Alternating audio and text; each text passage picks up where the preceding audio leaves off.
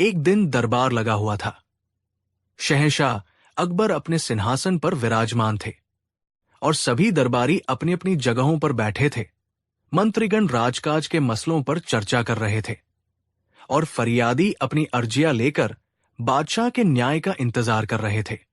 सब कुछ सामान्य था, लेकिन बादशाह जलालुद्दीन मोहम्मद अकबर के चेहरे पर एक अजीब सी बेचैनी थी। आज उनका मन इन रोजमर्रा के कामों में नहीं लग रहा था। उनकी आंखें बार बार दरबार के मुख्य द्वार की ओर जा रही थी, जैसे वो किसी का इंतजार कर रहे हों। दरअसल बादशाह अकबर को अपनी बुद्धिमत्ता और विशाल साम्राज्य पर गर्व था, लेकिन उन्हें सबसे ज्यादा खुशी तब मिलती थी जब कोई उनकी बुद्धि को चुनौती देता था, और इस काम में बीरबल से बेहतर कोई नहीं था। बीरबल, जो न सिर्फ उनके नवरत्नों में से एक थे, बल्कि उनके सबसे करीबी दोस्त भी थे। अकबर ने मन ही मन सोचा, बहुत दिन हो गए बीरबल की अक्ल का इम्तिहान नहीं लिया। उसकी हाजिर जवाबी के चर्चे तो पूरी दुनिया में हैं, लेकिन आज उसे एक ऐसी पहेली में उलझाया जाए जिससे निकलना उसके लिए भी आसमान के तारे तोड़ने जैसा हो। तभी दरबार के पर्दों को हटाते हुए बीरबल ने प्रवेश किया। उन्होंने झुककर बादशाह को सलाम किया। बीरबल ने अकबर के चेहरे पर शरारत भरी मुस्कान देखते हुए कहा, जहां पनाह की जय हो। आज आपके चेहरे की रौनक बता रही है कि आपके मन में कोई नई योजना पक रही है। अकबर खिलखिलाकर हंस पड़े। आओ बीरबल, आओ, हम तुम्हारा ही इंतजार कर रहे थे। आज हमें तुमसे कोई सलाह नहीं चाहिए, बल्कि आज हम तुम्हारी काबिलियत को तौलना चाहते हैं। ये सुनते ही पूरे दरबार में एक खामोशी छा गई। जो दरबारी, खासकर मुल्ला दो प्याजा और कुछ अन्य मंत्री बीरबल की बादशाह से नजदीकी से जलते थे, उनके कानों में जैसे शहद घुल गया। उन्हें लगा कि आज बीरबल की शामत आई है। आज बादशाह उसे जरूर किसी ऐसी मुश्किल में डालेंगे जहां से निकलना नामुमकिन होगा। अकबर ने अपनी शाही पोशाक की जेब से एक चांदी का चमचमाता हुआ सिक्का निकाला। उस दौर का 1 रुपया। उन्होंने सिक्के को अपनी उंगलियों पर नचाया और फिर उसे बीरबल की ओर उछाल दिया। ये लो बीरबल, अकबर ने एक गहरी आवाज में कहा। बीरबल ने हवा में ही सिक्के को पकड़ लिया और हैरानी से पूछा, हुजूर, ये 1 रुपया? ये तो एक नाचीज तोहफा है। क्या मुझसे कोई गुस्ताखी हुई है? अकबर अपने सिंहासन पर तनकर बैठ गए और बोले, ये तोहफा नहीं, ये तुम्हारी परीक्षा की पहली और आखिरी पूंजी है। हमारी चुनौती यह है कि तुम्हें इस 1 रुपए से कल शाम तक ठीक इसी वक्त पूरे 1000 रुपए कमाने हैं। दरबार में कानाफूसी का शोर गूंज उठा। 1 रुपए से 1000, वो भी सिर्फ एक दिन में? ये तो सरासर पागलपन था। अकबर ने अपनी उंगली उठाकर सबको शांत किया और अपनी शर्तें गिनवानी शुरू की। और सुनो बीरबल, हमारी शर्तें बहुत सख्त है। पहली शर्त, तुम ये पैसा किसी से उधार या कर्ज के रूप में नहीं लोगे। दूसरी शर्त, तुम किसी के आगे हाथ नहीं फैलाओगे, यानी भीख मांगना मना है। तीसरी शर्त, तुम शाही खजाने से एक पाई की भी मदद नहीं लोगे। और चौथी और सबसे बड़ी शर्त, तुम कोई ऐसा व्यापार नहीं करोगे जिसमें माल खरीदकर बेचा जाए, क्योंकि उसमें हफ्तों लगते हैं। तुम्हारे पास सिर्फ 24 घंटे हैं। अगर तुम कल शाम तक 1000 रुपए लेकर हाजिर नहीं हुए तो तुम्हें अपनी महाचतुर और बुद्धिमान की उपाधि हमेशा के लिए त्यागनी होगी और ये दरबार छोड़कर जाना होगा। अब तो दरबारियों की खुशी का ठिकाना नहीं रहा। वे मन ही मन जश्न मनाने लगे। ये चुनौती नहीं, बल्कि बीरबल को अपमानित करके दरबार से निकालने का एक शाही तरीका था। सबकी नजरें बीरबल पर थी। उनके चेहरे पर पसीने की एक बूंद तक नहीं थी।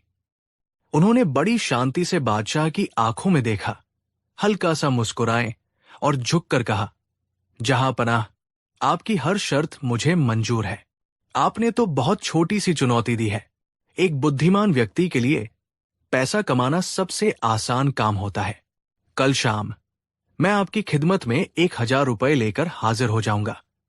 यह कहकर बीरबल ने वो 1 रुपया अपनी जेब में रखा और शांत कदमों से दरबार से बाहर निकल गए। उनके जाने के बाद दरबार में ठाके गूंजने लगे। लेकिन अकबर जानते थे कि बीरबल ने अगर हाँ कहा है तो उसके पीछे कोई न कोई गहरी योजना जरूर होगी। दरबार से बाहर निकलते ही बीरबल का आत्मविश्वास भरा चेहरा गंभीर हो गया। वो आगरा की भीड़ भरी गलियों में गुमसुम चलने लगे। उनके दिमाग में विचारों का एक बवंडर उठा हुआ था। 1 रुपया और 1000 रुपए, वो भी बिना किसी व्यापार के। ये कैसे संभव था? उन्होंने अपनी हथेली पर उस चांदी के सिक्के को रखा और उसे घूरने लगे। उस जमाने में 1 रुपए से एक परिवार का कुछ दिनों का गुजारा हो सकता था। लेकिन ये रकम इतनी बड़ी नहीं थी कि उससे कोई चमत्कार किया जा सके। वो सोचने लगे, अगर मैं मेहनत मजदूरी करता हूं तो दिन भर में कुछ आने ही कमा पाऊंगा। अगर मैं कोई कला दिखाता हूं, जैसे कविता सुनाना या कहानी सुनाना, तो भी लोग इनाम में कुछ सिक्के ही देंगे। 1000 तो बहुत दूर की बात है। चलते चलते वो शहर के मुख्य बाजार में पहुंच गए। वहां का माहौल बड़ा ही जीवंत था। कोई मसाले बेच रहा था, कोई कपड़े, कोई इत्र। हर कोई कुछ न कुछ बेच रहा था और लोग खरीद रहे थे। बीरबल ने सोचा, पैसा कमाने के लिए कुछ बेचना तो पड़ेगा। लेकिन बादशाह ने व्यापार करने से मना किया है। इसका मतलब है कि मैं कोई वस्तु नहीं बेच सकता। अचानक उनके दिमाग में एक बिजली सी कौंधी। मैं कोई वस्तु नहीं बेच सकता, लेकिन क्या मैं कोई विचार या अनुभव बेच सकता हूं? क्या मैं लोगों की भावनाओं के साथ खेल सकता हूं? बीरबल जानते थे कि इंसान की 2 कमजोरियां सबसे बड़ी होती हैं। पहली है जिज्ञासा, क्यूरियोसिटी, यानी छिपी हुई चीज को जानने की इच्छा, और दूसरी है झूठी शान, फॉल्स प्राइड, यानी समाज में खुद को दूसरों से बेहतर दिखाने की चाहत। उन्होंने फैसला किया कि वो इन्हीं 2 कमजोरियों को अपना हथियार बनाएंगे। वो लोगों को कुछ ऐसा बेचेंगे जो असल में है ही नहीं, लेकिन जिसे देखने के लिए लोग कुछ भी कीमत चुकाने को तैयार हो जाएंगे। अब सवाल था कि ऐसा क्या हो सकता है? बीरबल की नजरें बाजार में घूम रहे एक गधे पर पड़ी। वो गधा बड़ा ही मरियल और साधारण सा था। उसे देखकर बीरबल के चेहरे पर एक रहस्यमयी मुस्कान फैल गई। उन्हें अपनी योजना का मुख्य पात्र मिल चुका था। बीरबल ने उस 1 रुपए का इस्तेमाल बड़ी ही चतुराई से किया। उन्होंने 50 पैसे में शहर के सबसे व्यस्त चौराहे पर एक छोटा सा पुराना तंबू 1 दिन के लिए किराए पर ले लिया। 25 पैसे में उन्होंने एक बड़ा सा कपड़ा और कुछ रंग खरीदे, और बचे हुए 25 पैसे में उन्होंने उस मरियल से गधे के मालिक को मनाकर उसे 1 दिन के लिए किराए पर ले लिया। अब बीरबल के पास उनकी योजना का सारा सामान था। एक तंबू, एक गधा और एक बड़ा सा कपड़ा। उन्होंने चौराहे पर तंबू गाड़ दिया और उसे चारों तरफ से कसकर बंद कर दिया, ताकि कोई भी बाहर से अंदर झांक न सके। फिर उन्होंने उस बड़े से कपड़े पर मोटे मोटे अक्षरों में एक ऐसा विज्ञापन लिखा जिसे पढ़कर कोई भी अपनी उत्सुकता रोक न पाए। उस पर लिखा था, दुनिया का 8वां अजूबा, एक ऐसा चमत्कारी जानवर जो इंसानों की तरह बात करता है और आपका भविष्य बताता है। इसके दर्शन मात्र से खुल जाएगी आपकी किस्मत। ऐसा मौका जिंदगी में दोबारा नहीं मिलेगा। अंदर जाने का शुल्क सिर्फ 1 रुपया प्रति व्यक्ति। ये विज्ञापन तंबू के बाहर टांगते ही वहां से गुजरने वाले लोगों की भीड़ जमा होनी शुरू हो गई। चमत्कारी जानवर जो बात करता है। लोग एक दूसरे से कानाफूसी करने लगे। कुछ लोग इसे धोखा मानकर हंस रहे थे, लेकिन ज्यादातर लोगों के मन में जिज्ञासा का कीड़ा कुलबुलाने लगा था। बीरबल ने अपना भेष बदल लिया। उन्होंने एक फकीर जैसे कपड़े पहने, चेहरे पर लंबी नकली दाढ़ी लगाई और हाथ में एक डंडा लेकर तंबू के दरवाजे पर बैठ गए, जैसे वो उस चमत्कारी जानवर के मालिक हो। दोपहर तक तंबू के बाहर अच्छी खासी भीड़ जमा हो चुकी थी। हर कोई उस रहस्य को जानना चाहता था, लेकिन कोई भी अपना 1 रुपया जोखिम में डालने वाला पहला व्यक्ति नहीं बनना चाहता था। तभी वहां शहर का सबसे अमीर और सबसे कंजूस सेठ जमनादास अपनी बग्घी से उतरा। उसकी नजर उस विज्ञापन पर पड़ी। सेठ जमनादास पैसे के मामले में बहुत चतुर था, लेकिन वो अंधा विश्वासी भी था। किस्मत खुलने की बात पढ़कर उसकी आंखों में चमक आ गई। उसने बीरबल, जो फकीर के भेष में थे, के पास जाकर रौब से पूछा, ऐ फकीर, क्या ये सब सच है या लोगों को लूटने का कोई नया धंधा शुरू किया है? बीरबल ने शांत भाव से कहा, सेठ जी, मैं किसी को मजबूर नहीं कर रहा। अंदर जो है वो दिव्य है। आप जैसे ज्ञानी पुरुष ही उसकी कीमत समझ सकते हैं। जाइए, अपनी आंखों से देखिए। अगर आपको लगे कि आपका 1 रुपया बर्बाद हुआ, तो मैं आपको 10 रुपए हर्जाना दूंगा। लेकिन मेरी एक शर्त है, आप अंदर जो कुछ भी देखेंगे उसके बारे में बाहर आकर किसी को एक शब्द नहीं बताएंगे, वरना उस जानवर का चमत्कार खत्म हो जाएगा। ये शर्त सुनकर सेठ की उत्सुकता और बढ़ गई। उसे लगा कि अंदर जरूर कोई रहस्यमयी चीज है। 10 रुपए हर्जाने की बात सुनकर उसे ये सौदा फायदे का लगा। उसने अपनी कमर से 1 रुपया निकाला और बीरबल के हाथ में थमाकर तंबू के अंदर घुस गया। तंबू के अंदर घना अंधेरा था। जब उसकी आंखें अंधेरे की आदी हुई, तो उसने जो देखा, उसे देखकर उसका सिर चकरा गया। अंदर कोई चमत्कारी जानवर नहीं था। बीचों बीच वही मरियल सा गधा खड़ा था, जो सुबह बाजार में घूम रहा था, और उस गधे की पूंछ से एक तख्ती लटकी हुई थी, जिस पर लिखा था, इस दुनिया में 2 तरह के गधे होते हैं, एक मैं जो 4 पैरों वाला है, और दूसरा वह जो 1 रुपया खर्च करके मुझे देखने आया है।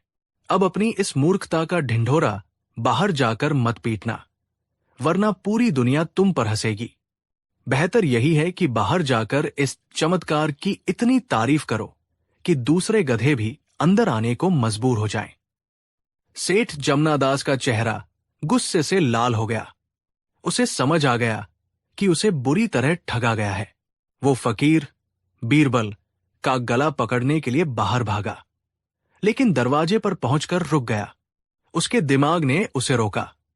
उसने सोचा, अगर मैंने बाहर जाकर सच बता दिया कि अंदर एक गधा है, तो पूरे आगरा में मेरी बेइज्जती होगी।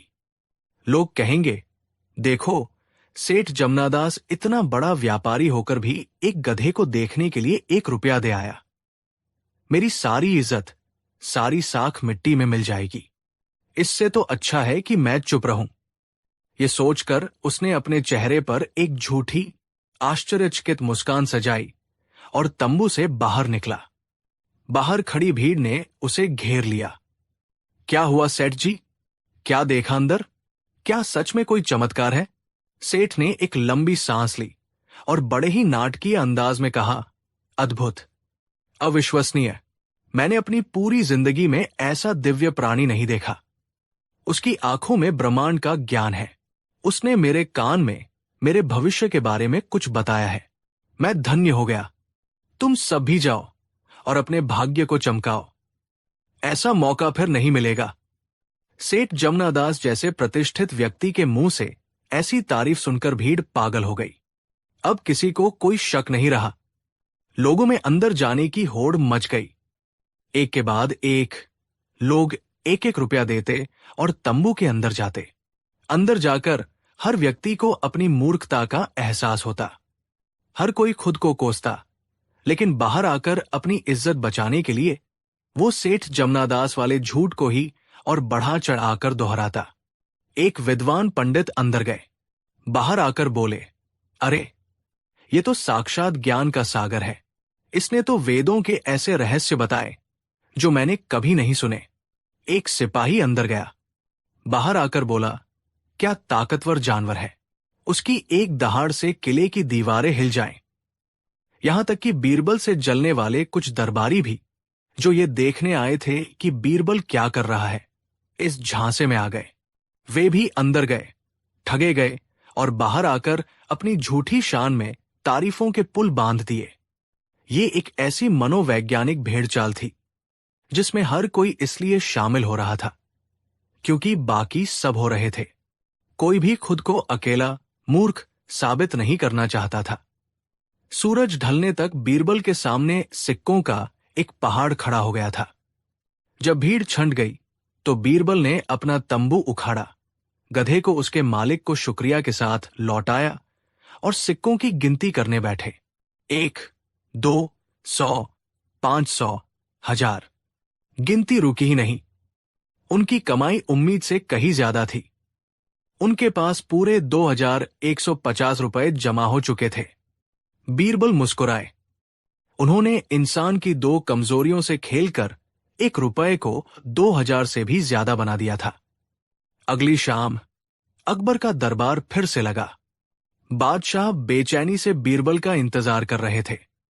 दरबारी आपस में खुसर फुसर कर रहे थे। आज बीरबल का आखिरी दिन है। वो खाली हाथ आएगा और बादशाह उसे दरबार से निकाल देंगे। तभी बीरबल ने दरबार में प्रवेश किया। वो अकेले नहीं थे। उनके पीछे 2 सेवक थे जिन्होंने एक भारी बोरी उठा रखी थी, जिसमें से सिक्कों की खनक दूर तक सुनाई दे रही थी। बीरबल ने वो बोरी बादशाह अकबर के कदमों में रख दी। बोरी के खुलते ही चांदी के सिक्के फर्श पर बिखर गए, जिनकी चमक से दरबारियों की आंखें चौंधिया गई। अकबर अपनी गद्दी से खड़े हो गए। बीरबल, ये सब क्या है? ये तो 1000 से कहीं ज्यादा लगते हैं। बीरबल ने झुककर कहा, जहांपनाह, आपने 1000 रुपए मांगे थे। आपकी प्रजा ने मुझे 2 गुने से भी ज्यादा दे दिए। ये लीजिए आपकी अमानत। पूरे दरबार में ऐसा सन्नाटा छा गया जैसे सबको सांप सूंघ गया हो। मुल्ला 2 प्याजा का तो मुंह खुला का खुला रह गया। अकबर ने अपनी हैरानी पर काबू पाते हुए पूछा, लेकिन कैसे बीरबल? ये असंभव है। हमें साफ साफ बताओ, तुमने ये चमत्कार कैसे किया? क्या तुम्हें कोई गड़ा हुआ खजाना मिला? बीरबल मुस्कुराए और बोले, नहीं जहांपनाह, मैंने कोई खजाना नहीं खोजा। मैंने तो बस आगरा के बाजार में दुनिया का सबसे बड़ा खजाना बेचा। कौन सा खजाना? अकबर ने उत्सुकता से पूछा। बीरबल ने जवाब दिया, इंसान की मूर्खता, जहांपनाह। और फिर बीरबल ने अपनी पूरी योजना, तंबू, गधे और उस तख्ती की कहानी दरबार में सुनाई। उन्होंने बताया कि कैसे हर व्यक्ति अपनी झूठी शान बचाने के लिए झूठ बोलता गया और दूसरों को फंसाता गया। जैसे ही बीरबल ने बताया कि उस चमत्कारी जानवर की जगह एक साधारण सा गधा था, पूरा दरबार ठहाकों से गूंज उठा। वे दरबारी जो खुद कल उस तंबू में होकर आए थे, शर्म से पानी पानी हो गए। अकबर हंसते हंसते लोटपोट हो गए। उनकी आंखों से खुशी के आंसू बहने लगे। जब उनकी हंसी थमी तो उन्होंने बीरबल को गले लगा लिया और कहा, वाह बीरबल, वाह, मान गए तुम्हारी अक्ल को। तुमने न सिर्फ हमारी चुनौती पूरी की, बल्कि हम सबको और पूरी दुनिया को एक बहुत बड़ा सबक भी सिखाया है। तुमने साबित कर दिया कि सबसे बड़ी दौलत सोना चांदी नहीं, बल्कि दिमाग में होती है। तुम सच में इस सल्तनत के सबसे कीमती नवरत्न हो। उस दिन के बाद बीरबल की चतुराई का ये किस्सा इतिहास में हमेशा के लिए अमर हो गया। दोस्तों, ये कहानी हमें सिखाती है कि हमारी सबसे बड़ी ताकत हमारी सोच है। परिस्थितियां कितनी भी मुश्किल क्यों न हो, अगर हम दिमाग का सही इस्तेमाल करें तो नामुमकिन को भी मुमकिन बना सकते हैं। और हां, अगली बार जब कोई आपको कोई चमत्कारी चीज दिखाए तो भेड़चाल में शामिल होने से पहले अपनी अक्ल का इस्तेमाल जरूर करना। कहानी 2। ये उन दिनों की बात है जब मुगल साम्राज्य शांति और समृद्धि के दौर से गुजर रहा था। बादशाह अकबर अपने दीवान खास में बैठे थे। बाहर हल्की हल्की बारिश हो रही थी और मौसम बहुत सुहाना था। ऐसे शांत माहौल में अक्सर बादशाह के मन में गहरे दार्शनिक सवाल उठते थे। अकबर ने अपने दरबारियों की ओर देखा और एक सवाल पूछा जिसने सबको सोच में डाल दिया। अकबर ने पूछा, दरबारियों, हम रोज सल्तनत के मसले सुलझाते हैं, लड़ाइयां लड़ते हैं, कानून बनाते हैं, लेकिन आज हमारे मन में एक सवाल है। बताओ, इस पूरी कायनात में, इस पूरे ब्रह्मांड में सबसे शक्तिशाली और सबसे खतरनाक चीज क्या है? दरबार में खामोशी छा गई। एक सेनापति ने कहा, जहांपनाह, सबसे शक्तिशाली चीज एक अजेय सेना है।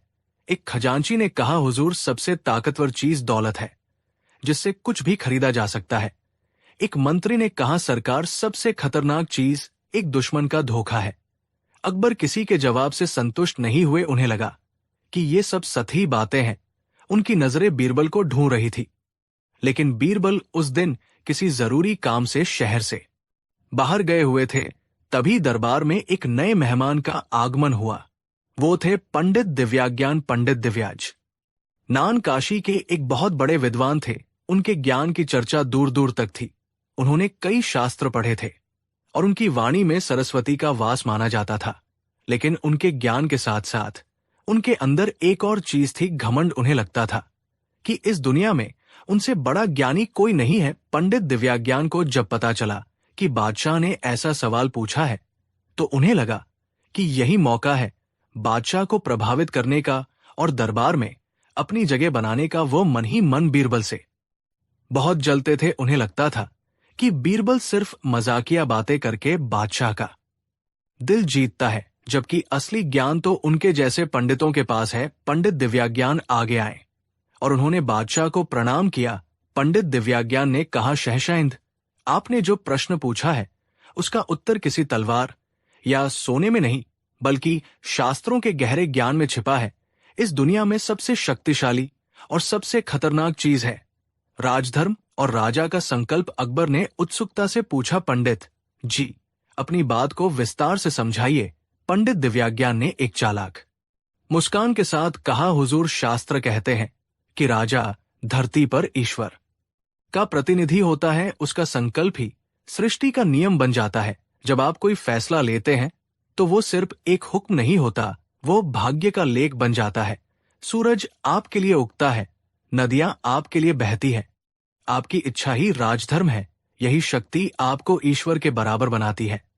और ये खतरनाक इसलिए है क्योंकि अगर कोई इस राजधर्म का अपमान करता है तो वो सीधे सीधे ईश्वर का अपमान करता है और उसका विनाश निश्चित है। पंडित दिव्याज्ञान की बातें अकबर के कानों में शहद की तरह घुल गई। ये एक ऐसी व्याख्या थी जो सीधे सीधे उनके अहंकार को सहला रही थी। राजा ईश्वर का प्रतिनिधि है, उसका संकल्प ही भाग्य है। ये बातें सुनकर अकबर को लगा कि आज उन्हें अपने जीवन का सबसे बड़ा सत्य पता चला है। अकबर ने कहा, वाह पंडित जी वाह, आज तक किसी ने हमें इतनी गहरी बात नहीं बताई। आपने हमारी आंखें खोल दी। आज से आप हमारे शाही सलाहकार नियुक्त किए जाते हैं। अकबर ने पंडित को सोने की मोहरों से तौल दिया और उन्हें दरबार में एक ऊंचा पद दे दिया। लेकिन ये गलत नान एक मीठे जहर की तरह था जो धीरे धीरे अकबर के व्यवहार में उतरने लगा। पहले अकबर अपनी प्रजा की छोटी छोटी समस्याओं को भी ध्यान से सुनते थे। अब उन्हें लगता था कि ये सब छोटी मोटी बातें हैं। वो सोचने लगे, मैं इतनी बड़ी सल्तनत का भाग्य विधाता हूं और ये लोग नाली और पानी की शिकायतें लेकर आते हैं। एक दिन एक बूढ़ा किसान जिसकी फसल सूखे की वजह से बर्बाद हो गई थी, रोता हुआ दरबार में आया। उसने बादशाह से लगान मापी की गुहार लगाई। पुराने अकबर होते तो शायद उसका पूरा लगान माफ कर देते, लेकिन नए ज्ञानी अकबर ने अहंकार से कहा, अगर मेरी सल्तनत में सूखा पड़ा है तो ये भी ईश्वर की ही मर्जी होगी जो मेरे जरिए पूरी हो रही है। जाओ मेहनत करो, जब मेरे संकल्प में होगा तो बारिश भी हो जाएगी। किसान टूटा हुआ दिल लेकर वापस चला गया। तानसेन के एक शिष्य ने दरबार में एक नई धुन सुनाई।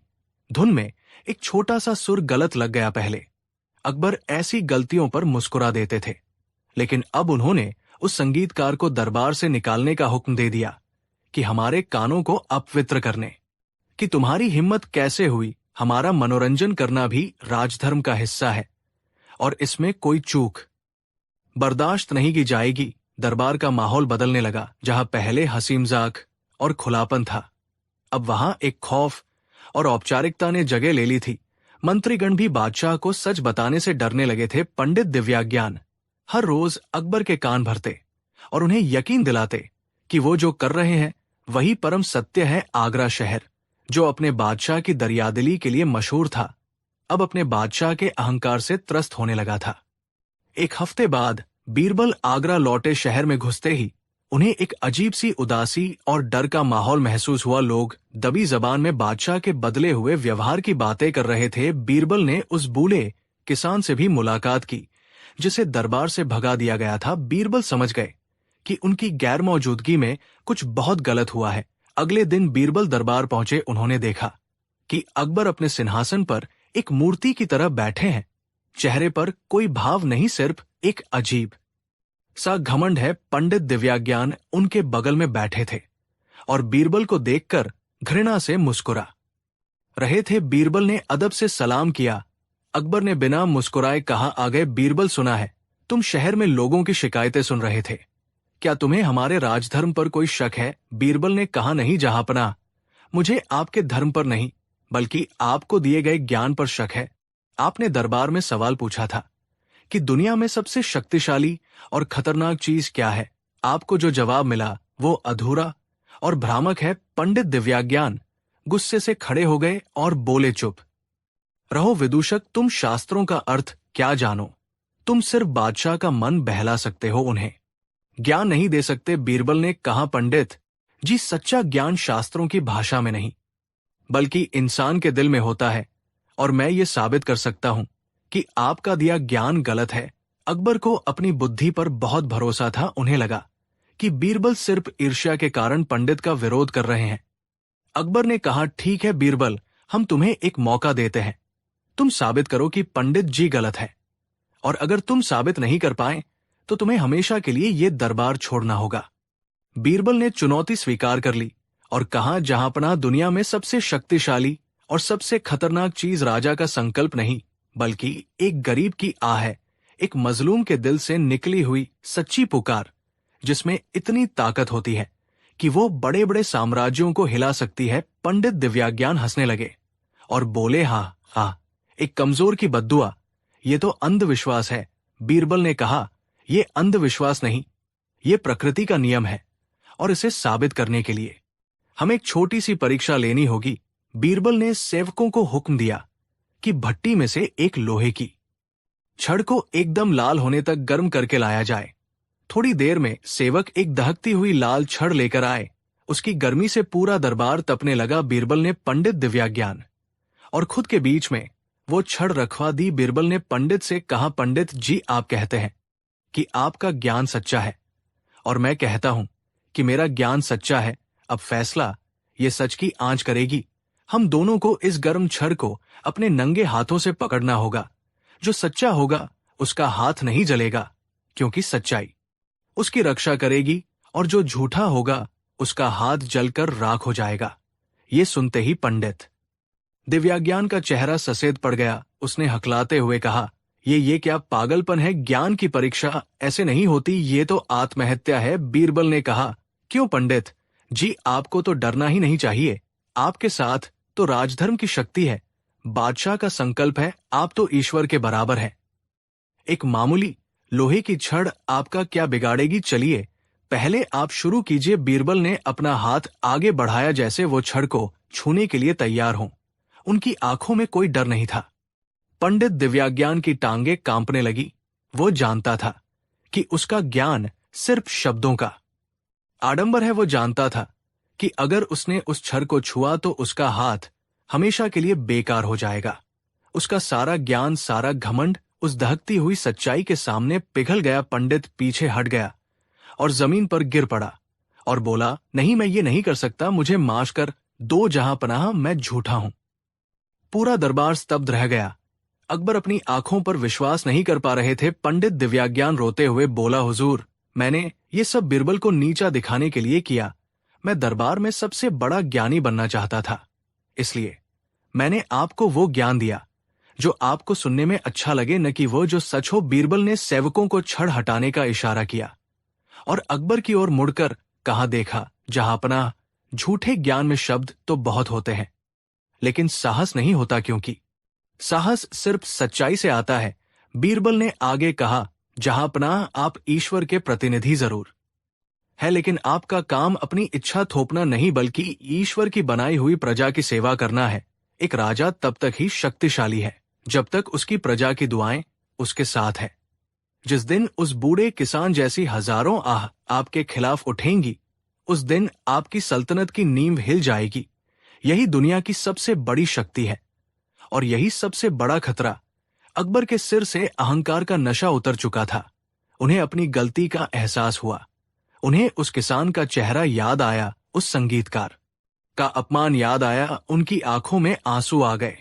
वे अपने सिंहासन से उतरे और पहली बार भरे। दरबार में उन्होंने अपनी गलती स्वीकार की। अकबर ने कहा, बीरबल, आज तुमने सिर्फ एक पंडित का घमंड नहीं तोड़ा, तुमने अपने बादशाह का घमंड तोड़ा है। हम गलत थे। हम इस झूठे ज्ञान के नशे में अपनी प्रजा से दूर हो गए थे।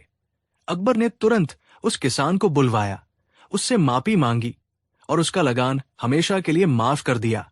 उस संगीतकार को भी वापस दरबार में इज्जत दी गई। पंडित दिव्याज्ञान को देश निकाला दे दिया गया, ये कहकर कि जिस ज्ञान से इंसानियत न सीखी जाए वो ज्ञान जहर के समान है। तो दोस्तों, इस तरह बीरबल ने एक बार फिर साबित कर दिया कि सच्ची बुद्धि आडंबर में नहीं बल्कि सादगी और सच्चाई में होती है। इस कहानी से हमें जीवन के 4 बहुत बड़े सबक मिलते हैं। पहला, ये कि चापलूसी से सावधान रहें। हमेशा उन लोगों से बचें जो सिर्फ वही कहते हैं जो आपको सुनना अच्छा लगता है। सच्चा दोस्त और सलाहकार वह है जो आपको कड़वा सच बताने की हिम्मत रखता है। कहानी 3।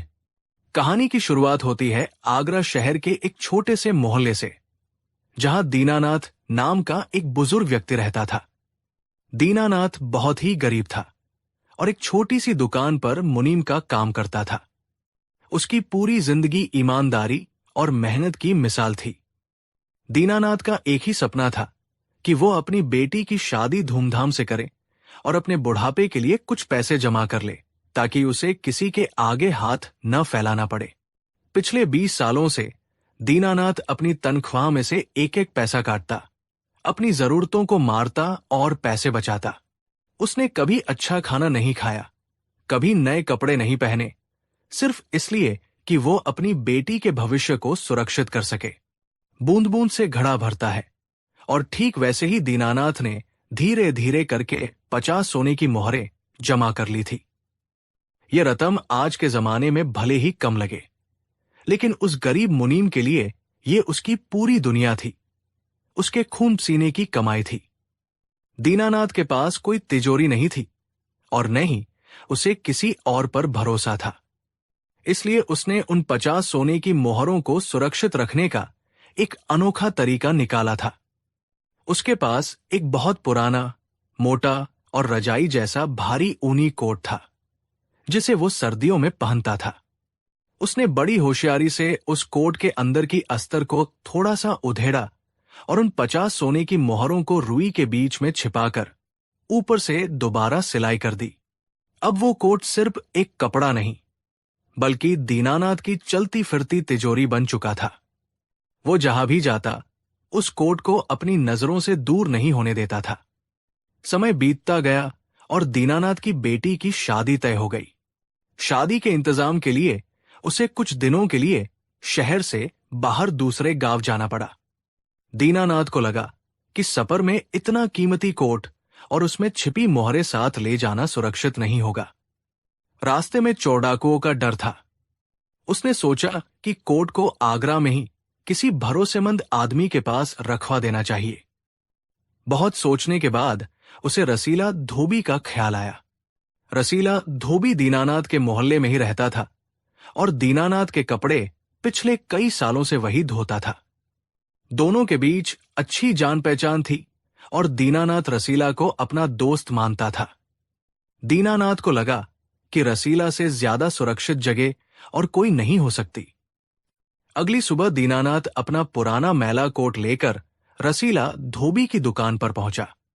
रसीला उस समय कपड़ों की इस्त्री कर रहा था। दीनानाथ ने कहा कि रसीला भाई, मैं अपनी बेटी की शादी के सिलसिले में कुछ दिनों के लिए बाहर जा रहा हूं। ये मेरा पुराना ऊनी कोट है, ये काफी गंदा हो गया है। तुम इसे अच्छे से धोकर अपने पास ही रखना। जब मैं वापस आऊंगा तो इसे ले लूंगा और तुम्हारी धुलाई के पैसे भी दे दूंगा। रसीला धोबी ने हंसते हुए कोट ले लिया और कहा कि अरे दीनानाथ काका, आप बेफिक्र होकर जाइए, आपका कोट यहां एकदम सुरक्षित रहेगा। मैं इसे ऐसा चमका दूंगा कि आप पहचान भी नहीं पाएंगे। दीनानाथ ने राहत की सांस ली। उसने रसीला को यह नहीं बताया कि कोट के अंदर सोने की मोहरें छिपी है। उसे लगा कि अगर वो नहीं बताएगा तो रसीला को कभी पता नहीं चलेगा, और अगर बता दिया तो शायद रसीला की नीयत डोल जाए। यही दीनानाथ की सबसे बड़ी भूल साबित हुई, या शायद उसकी सावधानी ही उसकी मुसीबत बन गई।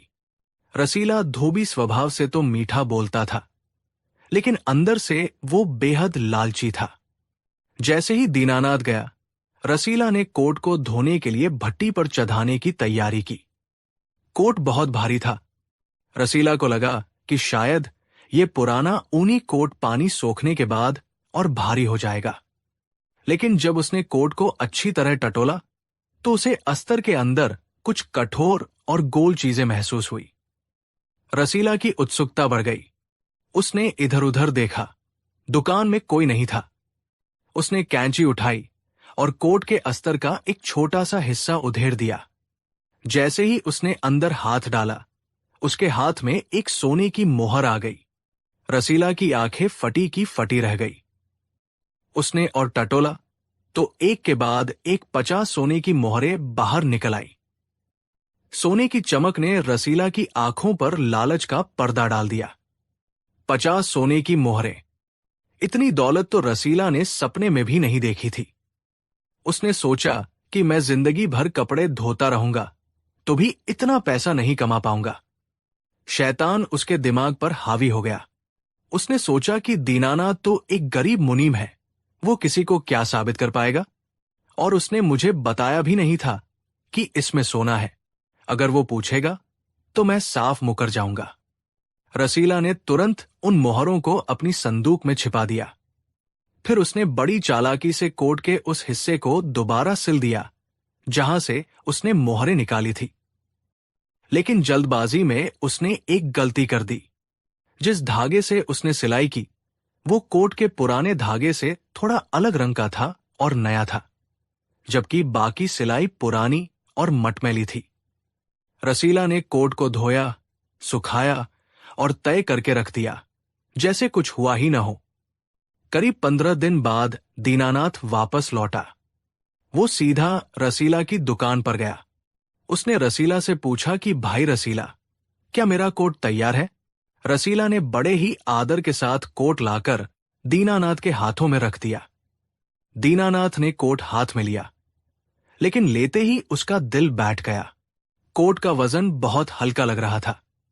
उसके माथे पर पसीना आ गया। उसके हाथ कांपने लगे। उसने घबराहट में कोट को टटोला। उसे वो कड़ापन महसूस नहीं हुआ जो मोहरों की वजह से होता था। दीनानाथ समझ गया कि उसका खजाना लुट चुका है। उसकी आंखों के सामने अंधेरा छा गया।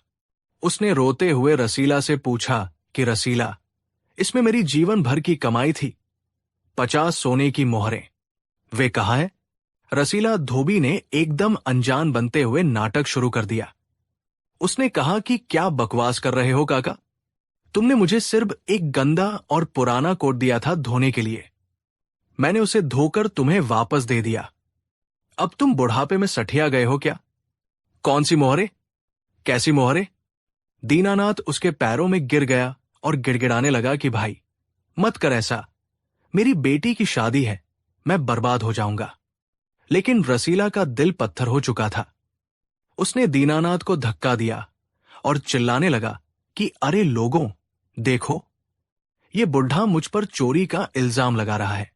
मैंने इसके फटे पुराने चीथड़े को धोकर एहसान किया और ये मुझे चोर बोल रहा है।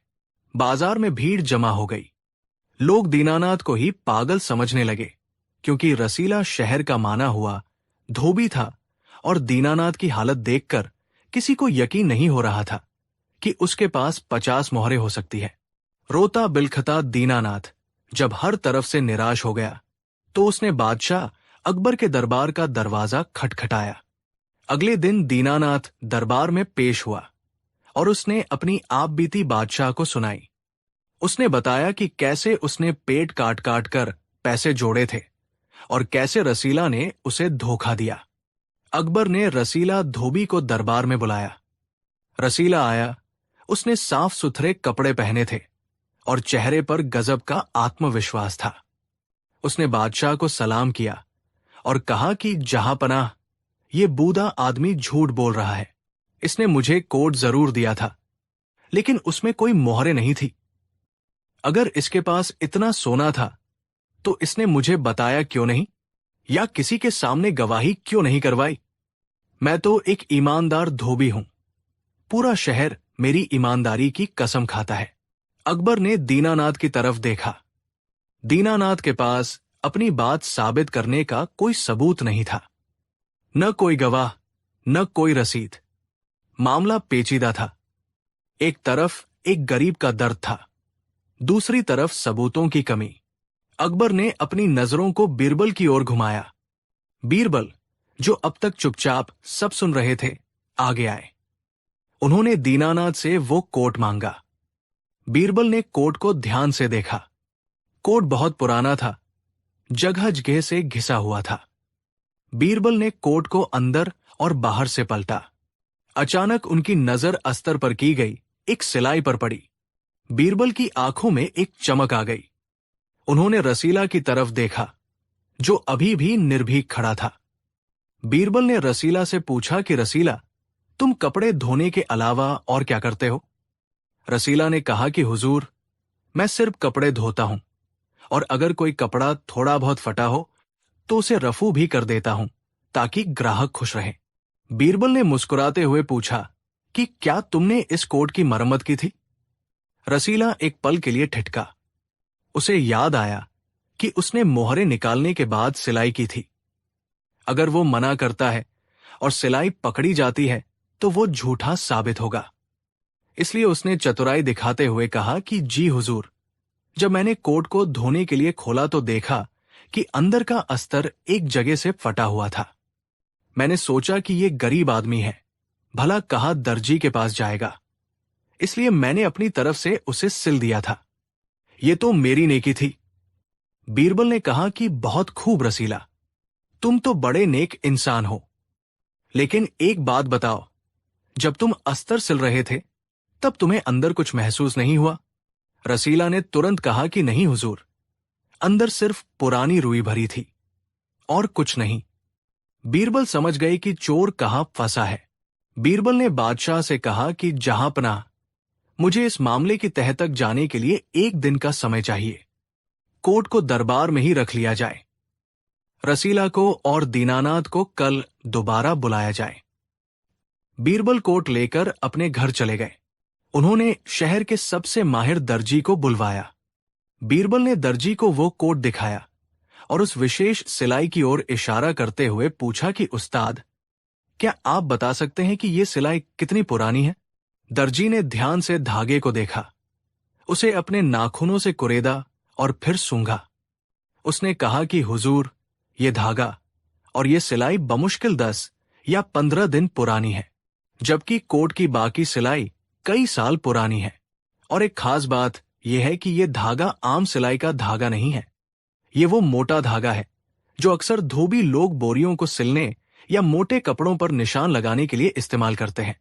ये बाजार में हर जगह नहीं मिलता। बीरबल को सुराग मिल चुका था, लेकिन सिर्फ ये साबित करना काफी नहीं था कि सिलाई नई है।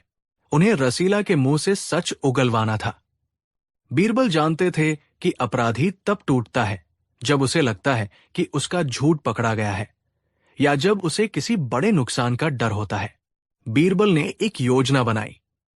अगले दिन दरबार लगा। रसीला और दीनानाथ दोनों मौजूद थे। बीरबल ने रसीला को बहुत प्यार से बुलाया और कहा कि रसीला, हमने जांच करवाई, तुम्हारी बात सच लगती है। कोट बहुत पुराना है और हो सकता है कि दीनानाथ को गलतफहमी हुई हो कि उसने पैसे इसी कोट में रखे थे। बुढ़ापे में याददाश्त कमजोर हो ही जाती है। ये सुनकर रसीला का चेहरा खिल उठा। दीनानाथ हताश होकर रोने लगा। लेकिन तभी बीरबल ने अपनी चाल चली। बीरबल ने कहा कि रसीला, तुम्हारी ईमानदारी से हम बहुत खुश हैं। बादशाह अकबर तुम्हें शाही धोबी का दर्जा देना चाहते हैं, लेकिन शाही धोबी बनने के लिए एक रस्म होती है। रसीला ने लालच में आकर पूछा कि कैसी रस्म हुजूर? बीरबल ने एक मखमली थैली निकाली और कहा कि ये जादुई सूरमा है। इसे सच का सूरमा कहते हैं। इसे लगाने के बाद इंसान अगर झूठ बोले तो उसकी आंखें जलने लगती हैं और वो हमेशा के लिए अंधा हो जाता है। लेकिन सच्चे इंसान की आंखों की रोशनी और बढ़ जाती है। अब चूंकि तुम सच्चे हो, तुम्हें डरने की कोई जरूरत नहीं। बस ये सूरमा अपनी आंखों में लगाओ और कसम खाकर कहो कि तुमने मोहरे नहीं ली। उसके बाद तुम्हें शाही इनाम मिलेगा। रसीला पसीने से तरबतर हो गया। अंधा होने का डर, वो अंधविश्वासी था। उसके हाथ कांपने लगे। उसने सोचा कि अगर ये सूरमा सच में जादुई हुआ तो मेरी आंखों की रोशनी चली जाएगी तो दौलत किस काम की। बीरबल ने उसकी घबराहट देख ली। बीरबल ने अपनी आवाज सख्त करते हुए कहा कि क्या हुआ रसीला, हाथ क्यों कांप रहे हैं? लगाओ सुरमा। रसीला की हिम्मत जवाब दे गई। वो बीरबल के पैरों में गिर पड़ा और रोने लगा कि मुझे माफ कर दो हुजूर, मुझसे गलती हो गई। लालच ने मेरी मति भ्रष्ट कर दी थी। मोहरे मेरे घर पर संदूक में रखी है। मैंने ही अस्तर फाड़कर उन्हें निकाला था और फिर सिल दिया था। मुझे अंधा मत करो हुजूर। बीरबल ने मुस्कुराते हुए थैली वापस रख ली और कहा कि इसमें कोई जादुई सूरमा नहीं था, इसमें सिर्फ साधारण राख थी। लेकिन तुम्हारे मन के चोर और डर ने तुम्हें सच बोलने पर मजबूर कर दिया। दरबार में सन्नाटा छा गया और फिर तालियों की गड़गड़ाहट गूंज उठी। बादशाह अकबर ने बिरबल की पीठ थपथपाई। रसीला के घर से 50 मोहरे बरामद की गई और दीनानाथ को वापस दी गई। दीनानाथ की खुशी का ठिकाना न रहा। उसने रोते हुए बीरबल और बादशाह को दुआएं दी। बादशाह अकबर ने रसीला को कड़ी सजा सुनाई। उसे 100 कोड़े मारने और फिर जेल में डालने का हुक्म दिया गया, ताकि भविष्य में कोई भी किसी गरीब की अमानत में खयानत करने की जुर्रत न करे। दीनानाथ ने अपनी बेटी की शादी धूमधाम से की और बीरबल की बुद्धिमानी के किस्से उस शादी में हर किसी की जुबान पर थे। तो दोस्तों, इस कहानी से हमें ये सीख मिलती है कि बेईमानी का फल कभी मीठा नहीं होता। झूठ चाहे कितना भी गहरा गाड़ा गया हो, सच और बुद्धिमानी उसे खोदकर बाहर निकाल ही लेते हैं। दीनानाथ का भरोसा और बीरबल की चतुराई ने साबित कर दिया कि न्याय में देर हो सकती है, लेकिन अंधेर नहीं। धोबी ने सोचा था कि वो सिलाई करके अपने पाप को छिपा लेगा, लेकिन वही एक धागा उसके गले का फंदा बन गया। हमें हमेशा अपनी मेहनत की कमाई पर ही भरोसा करना चाहिए, क्योंकि दूसरे का हच मारकर कमाया गया धन कभी सुख नहीं देता, बल्कि वो इंसान को विनाश की ओर ले जाता है। कहानी 4। आगरा से कुछ कोस दूर एक छोटा सा गांव था, हरिपुर। ये गांव अपनी हरियाली और मेहनती किसानों के लिए जाना जाता था। इसी गांव में माधव नाम का एक किसान रहता था। माधव स्वभाव से बहुत ही सीधा साधा और ईश्वर से डरने वाला इंसान था। उसके पास थोड़ी सी जमीन थी, जिस पर खेती करके वो अपने परिवार का पेट पालता था। माधव की दुनिया बहुत छोटी थी। उसकी पत्नी, 2 बच्चे और उसका खेत। वो दिन भर कड़ी धूप में पसीना बहाता और शाम को रूखी सूखी रोटी खाकर चैन की नींद सोता। लेकिन कहते हैं न कि वक्त हमेशा एक जैसा नहीं रहता। एक साल गांव में भयंकर सूखा पड़ा, आसमान से आग बरसने लगी और जमीन प्यास से तड़क गई। माधव की खड़ी फसल आंखों के सामने सूख कर बर्बाद हो गई। घर में अनाज का एक दाना नहीं बचा। और मुसीबत कभी अकेले नहीं आती। उसी साल माधव की बेटी, जो अब विवाह योग्य हो चुकी थी, उसकी शादी की चिंता भी उसे सताने लगी। गांव में एक ही सहारा था, सेठ धनीराम। सेठ धनीराम नाम का तो धनी था, लेकिन दिल का बहुत ही गरीब और नीच था। वो गांव का सबसे बड़ा साहूकार था। उसकी तोंद जितनी बाहर निकली थी, उसकी नीयत उतनी ही अंदर से काली थी। वो मीठा बोलकर किसानों को कर्ज देता, लेकिन उसके बही खाते में ऐसा जादू था कि किसान का कर्ज कभी खत्म ही नहीं होता था। ब्याज पर ब्याज लगाकर वो लोगों की जमीनें हड़प लेता था। माधव मजबूर होकर कांपते कदमों से सेठ धनीराम की हवेली पर पहुंचा। सेठ अपनी गद्दी पर बैठा हुक्का गुड़गुड़ा रहा था। माधव ने अपनी पगड़ी उतारकर सेठ के पैरों में रख दी और कहा कि सेठ जी, मुझ पर दया करे, फसल बर्बाद हो गई है और बेटी की शादी सिर पर है।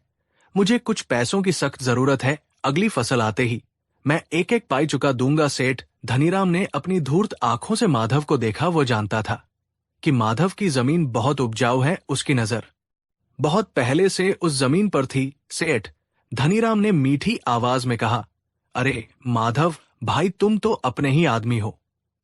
पगड़ी पैरों में क्यों रखते हो, बताओ कितने पैसे चाहिए। माधव ने 500 सोने की मोहरों की मांग की। सेठ ने तुरंत मुनीम से पैसे दिलवा दिए, लेकिन शर्त यह रखी कि अगर 1 साल के अंदर पैसा नहीं लौटाया तो जमीन सेठ की हो जाएगी। माधव के पास कोई चारा नहीं था। उसने अंगूठा लगा दिया। माधव ने पैसे लिए और अपनी बेटी की शादी धूमधाम से की। उसके बाद उसने दिन रात एक कर दिया। वो सुबह सूरज निकलने से पहले खेत पर जाता और चांद निकलने के बाद घर लौटता। उसने अपनी भूख मारी, अपनी जरूरतें मारी, ताकि वो सेठ का कर्ज चुका सके। ईश्वर ने भी उसकी मेहनत देखी और अगली फसल बहुत शानदार हुई।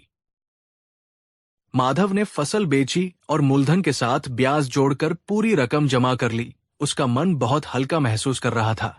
वो तुरंत पोटली लेकर सेठ धनीराम के पास जाने के लिए निकला। लेकिन उस दिन सेठ अपनी हवेली पर नहीं था। माधव को पता चला कि सेठ गांव के बाहर वाले रास्ते से शहर की ओर जा रहा है। माधव दौड़ता हुआ गया और गांव के बाहर एक पुराने बरगद के पेड़ के नीचे उसे सेठ धनीराम मिल गया। सेठ अपनी बग्घी में बैठा आराम कर रहा था। माधव ने कहा, सेठ जी राम राम, मैं आपके पास ही आ रहा था। ये लीजिए आपका पूरा कर्ज, ब्याज समेत। अब मैं कर्ज मुक्त हुआ। सेठ धनीराम ने इधर उधर देखा। दोपहर का समय था। रास्ता सुनसान था। दूर दूर तक कोई इंसान नहीं था, सिर्फ वो पुराना बरगद का पेड़ खड़ा था। सेठ के मन में लालच का सांप फन फैलाकर बैठ गया। उसने सोचा, यहां कोई गवाह नहीं है। अगर मैं पैसे ले लूं और बाद में मुकर जाऊं तो ये अनपढ़ किसान मेरा क्या बिगाड़ लेगा। सेठ ने पैसे की थैली ले ली और गिना, फिर कहा, ठीक है माधव, तुमने समय पर पैसे लौटा दिए, मैं बहुत खुश हूं। माधव ने कहा, सेठ जी मुझे रसीद दीजिए ताकि मेरे पास सबूत रहे। सेठ ने हंसते हुए कहा, अरे माधव, हम पर भरोसा नहीं है क्या? अभी मैं सफर में हूं, मेरे पास बही खाता और कलम नहीं है। तुम घर जाओ, मैं शहर से लौटकर तुम्हारे नाम के आगे चुकता लिख दूंगा। तुम तो जानते हो धनीराम की जुबान पत्थर की लकीर है। भोला भाला माधव सेठ की बातों में आ गया। उसने सोचा कि इतना बड़ा आदमी झूठ क्यों बोलेगा। उसने सेठ के पैर छुए और खुशी खुशी घर लौट आया। उसे लगा कि उसके सिर से पहाड़ उतर गया है। 3 महीने बीत गए। माधव अपनी जिंदगी में मगन था। अचानक एक दिन सेठ धनीराम का मुनीम 2 लठैतों के साथ माधव के घर पहुंचा। मुनीम ने चिल्लाकर कहा, ओ माधव, बाहर निकल, सेठ जी ने बुलाया है। तेरा कर्ज चुकाने की तारीख निकल गई है। अब तेरी जमीन कुर्क होगी। माधव के पैरों तले जमीन खिसक गई। उसने कहा, ये क्या कह रहे हो मुनीम जी? मैंने तो 3 महीने पहले ही सेठ जी को बरगद के पेड़ के नीचे पूरा पैसा दे दिया था। मुनीम ने कहा, झूठ मत बोल, हमारे बही खाते में तेरा कर्ज अभी भी खड़ा है। चल पंचायत में। माधव रोता बिलखता सेठ की हवेली पहुंचा। वहां गांव की पंचायत बैठी थी। सेठ धनीराम ने मगरमच्छ के आंसू बहाते हुए कहा, पंचो देखिए, इस कलयुग को मैंने इस गरीब की मदद की, अपनी बेटी की शादी के लिए पैसे दिए, और आज ये बेईमान कह रहा है कि इसने पैसे लौटा दिए। अगर लौटाए होते तो रसीद कहाँ है? गवाह कौन है? माधव गिड़गिड़ाता रहा कि सेठ जी भगवान से डरिए। मैंने उस बरगद के पेड़ के नीचे आपके हाथ में थैली दी थी। सेठ ने गुस्से का नाटक किया और कहा, कौन सा पेड़, कब दिए पैसे? मैं तो उस दिन शहर में था ही नहीं। ये आदमी झूठ बोल रहा है ताकि मेरी रकम हजम कर सके। चूंकि माधव के पास न कोई रसीद थी और न कोई गवाह, पंचायत भी कुछ नहीं कर सकी। सबूतों के अभाव में फैसला सेठ के पक्ष में जाने वाला था। माधव समझ गया कि गांव में उसे न्याय नहीं मिलेगा। उसने तय किया कि वो शहंशाह अकबर के दरबार में जाएगा। माधव आगरा पहुंचा। लाल किले के दीवाना में बादशाह अकबर का दरबार सजा हुआ था। माधव ने रोते हुए अपनी पूरी कहानी बादशाह को सुनाई। अकबर ने गंभीर होकर कहा कि सेठ धनीराम को हाजिर किया जाए। अगले दिन सेठ धनीराम दरबार में आया। उसने महंगे कपड़े पहने थे और चेहरे पर वही कुटिल मुस्कान थी। अकबर ने पूछा, सेठ, ये किसान कहता है कि इसने तुम्हारा कर्ज चुका दिया है, क्या ये सच है? सेठ ने कहा, जहांपनाह, ये सरासर झूठ है। मैं एक इज्जतदार व्यापारी हूं। अगर इसने पैसे दिए होते तो मैं रसीद जरूर देता। इसके पास कोई सबूत नहीं है, ये सिर्फ मेरी रकम मारने के लिए कहानी बना रहा है। अकबर ने माधव की तरफ देखा। माधव की आंखों में सच्चाई थी, लेकिन कानून सबूत मांगता है। अकबर दुविधा में पड़ गए। एक तरफ एक गरीब के आंसू थे, दूसरी तरफ एक व्यापारी का तर्क। अकबर ने अपनी नजरों को अपने सबसे चतुर मंत्री की ओर घुमाया और कहा, बीरबल, अब तुम ही इस मामले का सच सामने लाओ। दूध का दूध और पानी का पानी करो। बीरबल अपनी जगह से उठे। उन्होंने पहले माधव को देखा जो डर से कांप रहा था, फिर उन्होंने सेठ को देखा जो आत्मविश्वास से भरा था। बीरबल समझ गए कि सेठ झूठ बोल रहा है, क्योंकि एक सच्चा इंसान इतना निडर नहीं होता जब उस पर इल्जाम लगे, लेकिन एक झूठा इंसान अपनी तैयारी करके आता है। बीरबल ने माधव से पूछा, माधव, तुमने पैसे कहाँ दिए थे? माधव ने कहा, हुजूर, गांव के बाहर उस पुराने बरगद के पेड़ के नीचे। बीरबल ने पूछा, क्या उस समय वहां कोई और मौजूद था? माधव ने कहा, नहीं हुजूर, कोई इंसान नहीं था, सिर्फ वो पेड़ था, मैं था और सेठ जी थे। बीरबल कुछ देर शांत रहे। पूरा दरबार सन्नाटे में था। फिर बीरबल के चेहरे पर एक चमक आई। उन्होंने कहा, ठीक है, अगर कोई इंसान गवाह नहीं है तो क्या हुआ? वो बरगद का पेड़ तो गवाह है। जाओ माधव, उस पेड़ को बुलाकर लाओ, कहो कि बादशाह के दरबार में उसकी गवाही की जरूरत है। ये सुनकर दरबार में हंसी के फव्वारे छूट पड़े। दरबारी एक दूसरे को देखने लगे कि पेड़ गवाही देने आएगा। बीरबल सठिया गए हैं क्या? सेठ धनीराम भी मन ही मन हंसने लगा कि वाह, बीरबल तो मूर्ख निकला, अब तो मैं आसानी से जीत जाऊंगा। माधव भी हैरान था। उसने कहा, लेकिन हुजूर, पेड़ कैसे चल सकता है? वो मेरी बात कैसे सुनेगा? बीरबल ने सख्ती से कहा, ये मेरा हुक्म है, जाओ और पेड़ से कहो कि बीरबल ने बुलाया है। अगर वो ना आए तो उसकी एक डाल तोड़कर ले आना। जाओ। माधव बेमन से सिर झुकाकर दरबार से निकल गया। उसे लगा कि अब सब खत्म हो गया। माधव के जाने के बाद बीरबल ने कार्यवाही रोकी नहीं। वह अपनी जगह पर बैठे रहे और दूसरे काम निपटाने लगे। सेठ धनीराम वही खड़ा था। समय बीतता गया। 1 घंटा, 2 घंटे। सेठ धनीराम खड़ा खड़ा थक गया था। उसे भूख और प्यास लगने लगी थी। बीरबल कनखियों से सेठ को देख रहे थे। बीरबल जानते थे कि अपराधी को पकड़ने का सबसे अच्छा तरीका है उसे बातों में उलझाना और उसका ध्यान भटकाना। अचानक बीरबल ने सेठ की तरफ देखा और बहुत ही सामान्य लहजे में पूछा, सेठ जी, माधव को गए हुए काफी देर हो गई, क्या आपको लगता है कि वो अब तक उस पेड़ के पास पहुंच गया होगा? सेठ धनीराम, जो खड़ा खड़ा बोर हो रहा था और जिसका ध्यान पूरी तरह से अपनी जीत पर था, बिना सोचे समझे बोल पड़ा, अरे नहीं हुजूर, वो पेड़ तो यहां से बहुत दूर है। वो गांव के बाहर वाले तिराहे पर है। वहां पहुंचने में तो अभी उसे कम से कम आधा घंटा और लगेगा। वो इतनी जल्दी वापस नहीं आ सकता। जैसे ही सेठ के मुंह से ये शब्द निकले, बीरबल की आंखों में बिजली सी कौंधी। बीरबल मुस्कुराए, एक ऐसी मुस्कान जिसने सेठ के दिल की धड़कन रोक दी। बीरबल ने जोरदार आवाज में कहा, रुको मुनीम, ये बात नोट कर लो। सेठ घबरा गया और बोला, क्या क्या हुआ हुजूर? बीरबल ने कहा, सेठ, तुमने अभी कहा कि तुमने पैसे नहीं लिए। तुमने कहा कि तुम उस दिन वहां थे ही नहीं। फिर तुम्हें कैसे पता कि माधव किस पेड़ की बात कर रहा है? और तुम्हें यह कैसे पता कि वो पेड़ कहाँ है और वहां जाने में कितना समय लगता है? सेठ का पसीना छूटने लगा, उसका गला सूख गया। उसने हकलाते हुए कहा, वो तो हुजूर, मैं उस इलाके का साहूकार हूं, मुझे हर पेड़ का पता है। बीरबल ने कहा, झूठ मत बोलो सेठ। माधव ने सिर्फ बरगद का पेड़ कहा था। उसने ये नहीं बताया था कि वो पेड़ गांव के किस दिशा में है या कितनी दूर है, लेकिन तुमने बिना बताए ही बता दिया कि वो पेड़ तिराहे पर है और दूर है। इसका मतलब साफ है, तुम्हारे दिमाग में वो जगह और वो घटना एकदम ताजा है। तुम वहां मौजूद थे। पूरे दरबार में सन्नाटा छा गया। बादशाह अकबर भी बीरबल की इस चतुराई पर हैरान रह गए। सेठ धनीराम अब कांपने लगा था। उसके पास कोई जवाब नहीं था। उसका अपना ही बोला हुआ झूठ उसके गले का फंदा बन गया था। थोड़ी देर बाद माधव दरबार में वापस आया। वो बहुत निराश था। उसने कहा, हुजूर, माफ कर दीजिए, मैंने पेड़ से बहुत मिन्नतें की, लेकिन वो नहीं आया। लोग मुझे पागल समझ रहे थे।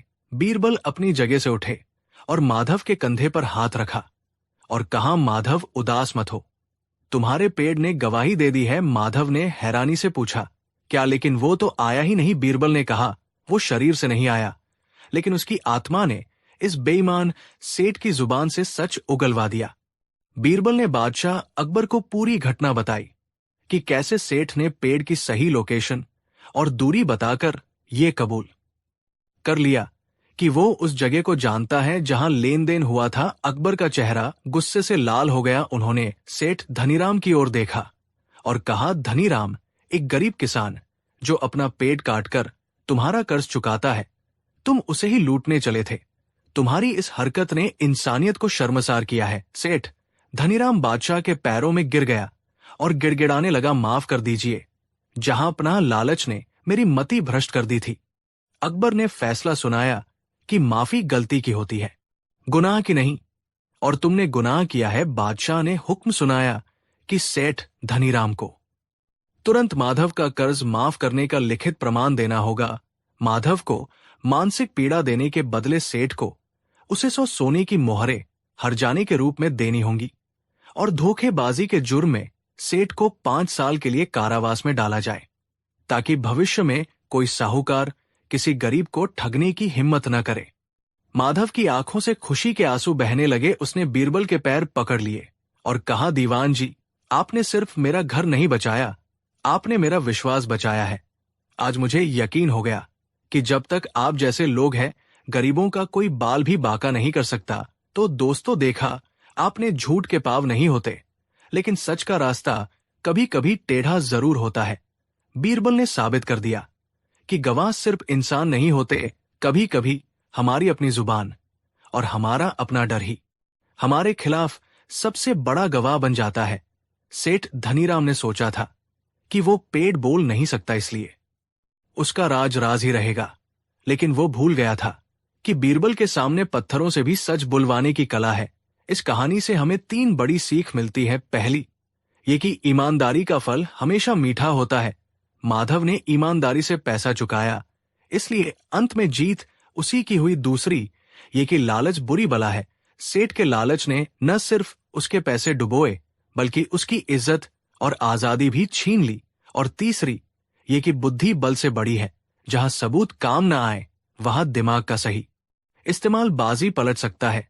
अगर आपके जीवन में भी कभी ऐसी मुसीबत आए जहां कोई रास्ता ना दिखे, तो घबराइए मत, शांत दिमाग से सोचिए, क्योंकि हर ताले की चाबी उसी के आसपास छिपी होती है, जैसे सेठ के झूठ की चाबी उसी के शब्दों में छिपी थी। आपको बीरबल का ये न्याय कैसा लगा?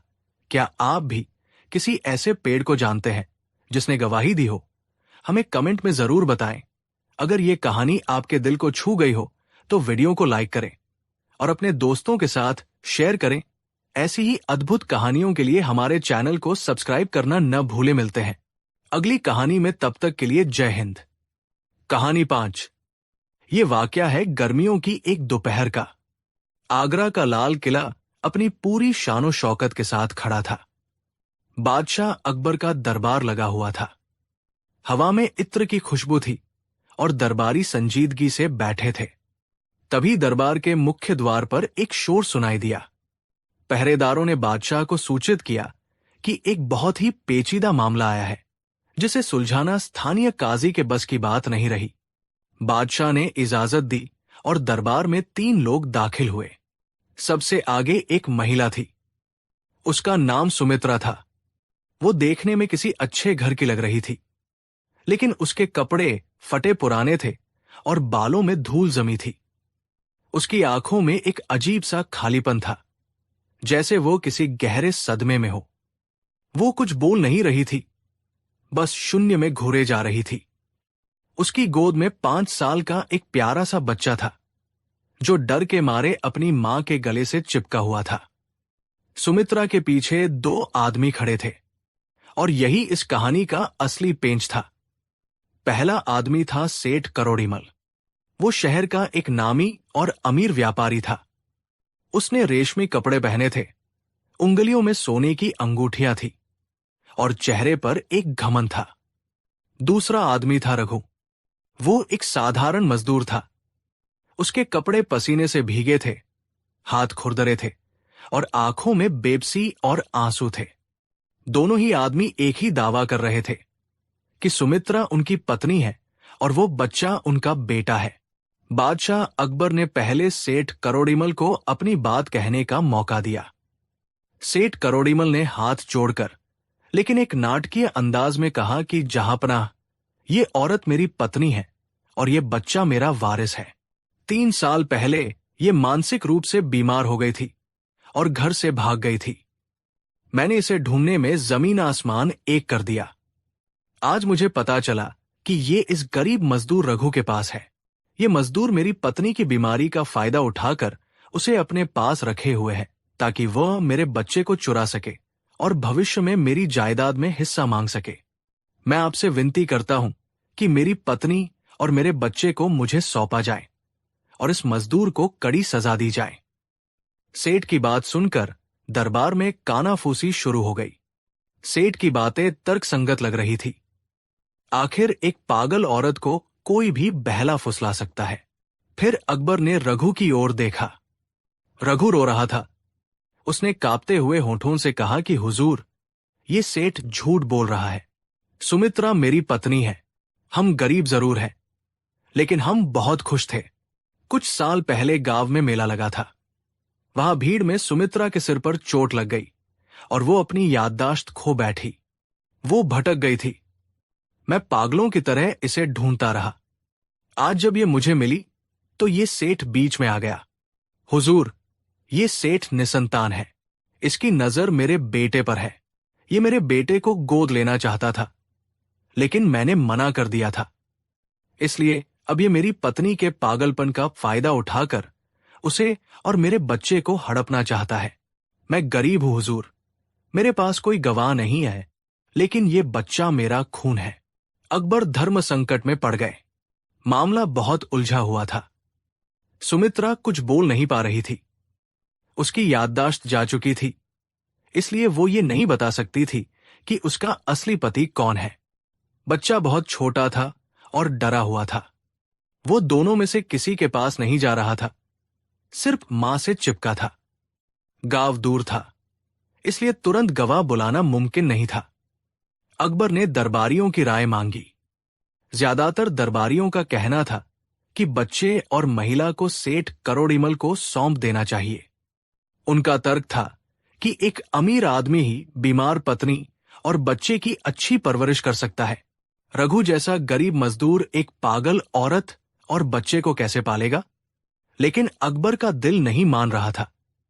न्याय अमीरी और गरीबी देखकर नहीं किया जाता। अकबर ने अपनी नजरों को बीरबल की ओर घुमाया। बीरबल, जो अब तक खामोशी से दोनों आदमियों के चेहरे के भाव पत रहे थे, अपनी जगह से उठे। बीरबल ने कहा कि जहांपनाह, यह मामला सिर्फ पति पत्नी का नहीं, बल्कि एक पिता और पुत्र के रिश्ते का है। मां तो अपनी हालत की वजह से कुछ बोल नहीं सकती, लेकिन पिता का खून तो बोल सकता है। मुझे इस मामले की तह तक जाने के लिए 1 दिन का वक्त चाहिए। बादशाह ने मंजूरी दे दी। सुमित्रा और बच्चे को शाही मेहमान खाने में रखा गया। सेठ और रघु को अलग अलग कमरों में निगरानी में रखा गया। अगली सुबह दरबार फिर सजा। बीरबल ने एक अजीबोगरीब तैयारी कर रखी थी।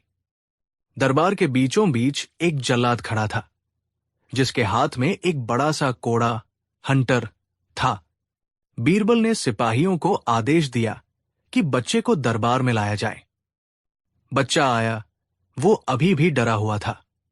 फिर बीरबल ने सेठ करोड़ीमल और रघु को बुलाया। बीरबल ने गंभीर आवाज में कहा कि हमने कल पूरी रात जांच पड़ताल की। हमें पता चला है कि यह बच्चा, जिसे तुम दोनों अपना बेटा बता रहे हो, यह कोई साधारण बच्चा नहीं है। शाही ज्योतिषियों ने बताया है कि इस बच्चे की कुंडली में एक बहुत बड़ा दोष है। यह बच्चा भविष्य में सल्तनत के लिए खतरा बन सकता है। और इतना ही नहीं, कल रात इस बच्चे ने शाही बागीचे में खेलते हुए बादशाह के सबसे पसंदीदा और कीमती फूल को तोड़ दिया है। सेठ करोड़ीमल और रघु दोनों हैरान थे। बीरबल ने आगे कहा कि मुकल कानून के मुताबिक शाही संपत्ति को नुकसान पहुंचाने की सजा बहुत सख्त है।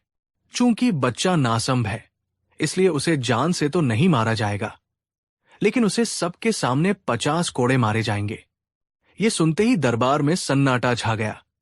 50 कोड़े, वो भी 5 साल के बच्चे को?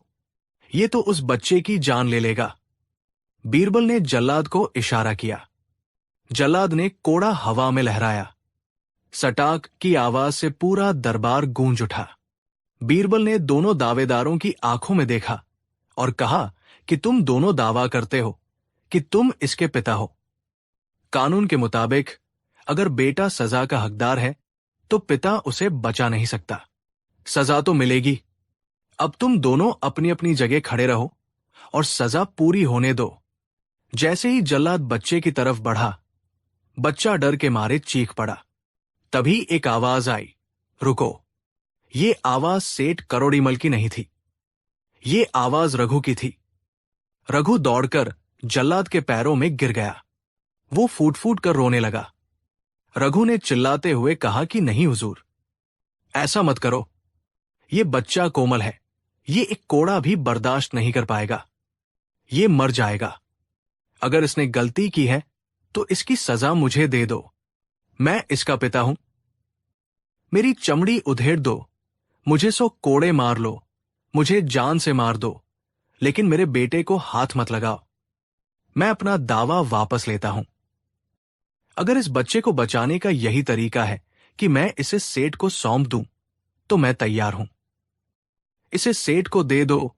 वो अमीर है। वो इसे बचा लेगा। बस मेरे बच्चे को मत मारो। रघु का दर्द, उसकी तड़प और अपने बच्चे के लिए उसका बलिदान देखकर दरबार में मौजूद हर शख्स की आंखें नम हो गई। दूसरी तरफ सेठ करोड़ीमल अपनी जगह पर खड़ा था। उसके चेहरे पर चिंता तो थी, लेकिन वो आगे नहीं आया। उसने बीरबल से कहा कि दीवान जी, कानून तो कानून है। अगर बच्चे ने गलती की है तो उसे सुधारना जरूरी है। मैं बाद में इसका अच्छे हकीम से इलाज करवा दूंगा, लेकिन मैं शाही हुक्म की नाफरमानी कैसे कर सकता हूं? बीरबल के चेहरे पर एक मुस्कान आ गई। उन्होंने जल्लाद को रुकने का इशारा किया। बीरबल ने रघु को उठाया और गले लगा लिया। बीरबल ने बादशाह अकबर की ओर मुड़कर कहा कि जहांपनाह, असली पिता मिल गया। अकबर ने पूछा कि बीरबल, साफ साफ बताओ। बीरबल ने समझाया कि जहांपनाह, एक पिता अपने बच्चे को अपनी आंखों के सामने दर्द में तड़पता हुआ नहीं देख सकता। रघु ने न सिर्फ अपने बच्चे की सजा खुद लेने की पेशकश की, बल्कि अपने बच्चे की जान बचाने के लिए उसने अपना दावा छोड़ने तक की बात कह दी। यही सच्चा पितृत्व है। दूसरी तरफ सेठ करोड़ीमल के लिए यह बच्चा सिर्फ एक वारिस या जायदाद का हिस्सा था। उसे बच्चे के दर्द से ज्यादा कानून और अपनी इज्जत की परवाह थी। उसने सोचा कि अगर बच्चा कोड़े खा भी लेगा तो बाद में इलाज हो जाएगा, लेकिन जायदाद तो मिल जाएगी। सेठ करोड़ीमल का चेहरा पीला पड़ गया। उसका झूठ पकड़ा जा चुका था। बीरबल ने सख्ती से सेठ से पूछताछ की। डर के मारे सेठ ने सच उगल दिया। उसने कबूला कि सुमित्रा रघु की ही पत्नी है। सेठ को पता चला था कि सुमित्रा के पास एक पुराना लॉकेट है जो किसी राजघराने का है, जो शायद उसे बचपन में मिला था। और सेठ को लगा कि इस बच्चे के जरिए वो उस खजाने तक पहुंच सकता है। इसलिए उसने सुमित्रा की याददाश्त जाने का फायदा उठाया। बादशाह अकबर का गुस्सा 7वें आसमान पर था। उन्होंने सेठ करोड़ीमल को तुरंत गिरफ्तार करने का आदेश दिया। सेठ की सारी संपत्ति जब्त कर ली गई और उसे उम्र कैद की सजा सुनाई गई। बादशाह ने शाही हकीमों को सुमित्रा का इलाज करने का हुक्म दिया। शाही इलाज और रघु के प्यार से धीरे धीरे सुमित्रा की याददाश्त भी वापस आने लगी। अकबर ने रघु को ढेर सारे इनाम दिए और उसे इज्जत के साथ विदा किया। जाते वक्त रघु ने बीरबल के पैर छुए और कहा कि सरकार, आज आपने सिर्फ मेरे बेटे को नहीं बचाया, आपने एक पिता के विश्वास को बचाया है। बीरबल ने मुस्कुराते हुए कहा कि रघु, याद रखना, खून के रिश्ते कागजों के मोहताज नहीं होते। जो दर्द तुम्हारे दिल में उठा वही तुम्हारी सबसे बड़ी गवाही थी। सीख। दोस्तों, इस कहानी का अंत हमें एक बहुत गहरी बात सिखाता है। असली माता पिता वो नहीं होते जो बच्चे को जन्म देते हैं या जो बच्चे पर अपना हक जताते हैं। असली माता पिता वो होते हैं जो बच्चे के लिए अपना सब कुछ, यहां तक कि अपनी खुशियां और अपना अहंकार भी त्यागने को तैयार रहते हैं। सेठ करोड़ीमल के पास दौलत थी, ताकत थी, गवाह थे, लेकिन उसके पास वो ममता और वात्सल्य नहीं था जो एक पिता के दिल में होता है। बीरबल ने साबित कर दिया कि दुनिया की कोई भी दौलत खून के रिश्तों को नहीं खरीद सकती। अक्सर हम जीवन में बाहरी दिखावे और तर्कों में उलझ जाते हैं। जैसे दरबार के लोग सेठ की बातों में आ गए थे, लेकिन सच की पहचान हमेशा भावनाओं और त्याग से होती है। बीरबल का वो कोड़े वाला नाटक सिर्फ एक चाल नहीं थी, वो एक मनोवैज्ञानिक दर्पण था जिसमें दोनों आदमियों की असली सूरत दिखाई दे गई। कहानी 6। ये उन दिनों की बात है जब मुगल साम्राज्य की सीमाएं दूर दूर तक फैल चुकी थी। अकबर की न्यायप्रियता और बीरबल की बुद्धिमानी के किस्से व्यापारियों और मुसाफिरों के जरिए हर राज्य में पहुंच रहे थे। लेकिन मुगल सल्तनत की सीमा से सटा हुआ एक छोटा लेकिन समृद्ध राज्य था विजयपुर। विजयपुर के राजा थे राजा विक्रमजीत। राजा विक्रमजीत बहुत ही चतुर और महत्वाकांक्षी थे। उन्हें अपनी बुद्धिमानी पर बहुत घमंड था। जब भी वो अकबर की तारीफ सुनते तो उनके सीने पर सांप लौटने लगते। उन्हें लगता था कि अकबर की प्रसिद्धि सिर्फ बीरबल की वजह से है, और अगर बीरबल न हो तो अकबर कुछ भी नहीं है। राजा विक्रमजीत ने मन ही मन एक योजना बनाई। उन्होंने सोचा, मैं अकबर से युद्ध तो नहीं जीत सकता, लेकिन मैं उसे पूरी दुनिया के सामने नीचा जरूर दिखा सकता हूं। मैं एक ऐसी पहेली भेजूंगा जिसे बीरबल भी हल नहीं कर पाएगा। जब मुगल दरबार मेरी पहेली का जवाब नहीं दे पाएगा तो पूरी दुनिया में मेरी बुद्धि का डंका बजेगा और अकबर की सल्तनत की इज्जत मिट्टी में मिल जाएगी। ये सोचकर राजा विक्रमजीत ने अपने सबसे चतुर मंत्री को बुलाया और उसे एक गुप्त संदेश देकर आगरा के लिए रवाना किया। कुछ दिनों बाद आगरा के शाही दरबार में विजयपुर का दूत हाजिर हुआ। उसने रेशमी कपड़े पहने थे और उसके चेहरे पर एक अजीब सी अकड़ थी। उसने बादशाह अकबर को झुककर प्रणाम किया, लेकिन उसकी आंखों में सम्मान नहीं बल्कि एक चुनौती थी। दूत ने कहा, शहंशाह हिंद, हमारे महाराज राजा विक्रमजीत ने आपके लिए मित्रता का पैगाम और एक छोटी सी भेंट भेजी है। अकबर ने भेंट स्वीकार की, लेकिन दूत की बात अभी खत्म नहीं हुई थी। दूत ने कहा, महाराज विक्रमजीत आपकी और आपके नवरत्न बीरबल की बुद्धिमानी के बहुत बड़े प्रशंसक हैं, इसलिए उन्होंने आपकी बुद्धिमत्ता को परखने के लिए एक छोटा सा प्रश्न भेजा है। वो जानना चाहते हैं कि क्या मुगल दरबार उतना ही ज्ञानी है जितनी उसकी प्रसिद्धि है। दरबार में कानाफूसी शुरू हो गई। ये दोस्ती का पैगाम नहीं बल्कि खुली चुनौती थी। अकबर ने कहा, कैसा प्रश्न, हम हर चुनौती के लिए तैयार है। दूत ने अपनी जेब से एक पत्र निकाला और उसे पढ़ना शुरू किया। दूत ने कहा, महाराज विक्रमजीत पूछते हैं, आपके शाही सिंहासन तख्ता उसकी सटीक लंबाई और चौड़ाई कितनी है, लेकिन उनकी 3 शर्तें हैं। पहली शर्त, आप सिंहासन को किसी भी चीज से छू नहीं सकते। दूसरी शर्त, आप किसी भी नापने वाले औजार जैसे कि गज, रस्सी या धागे का इस्तेमाल नहीं कर सकते। और तीसरी शर्त, आपको जवाब अंदाजे से नहीं बल्कि एकदम सटीक देना होगा। ये सुनते ही पूरे दरबार में ऐसा सन्नाटा छा गया जैसे सबको सांप सूंघ गया हो। ये कैसी पहेली थी, बिना छुए और बिना नापे किसी चीज की लंबाई चौड़ाई कैसे बताई जा सकती है। ये तो असंभव था। अकबर का सिंहासन कोई मामूली कुर्सी नहीं थी, वो सोने हीरे और जवाहरातों से जड़ा एक विशाल तख्त था। उसकी नक्काशी बहुत ही जटिल थी। मुल्ला दो प्याजा और अन्य दरबारी जो खुद को बहुत बुद्धिमान समझते थे, सिर खुजलाने लगे। ये तो पागलपन है, ये राजा हमें अपमानित करना चाहता है, इसका कोई जवाब नहीं हो सकता।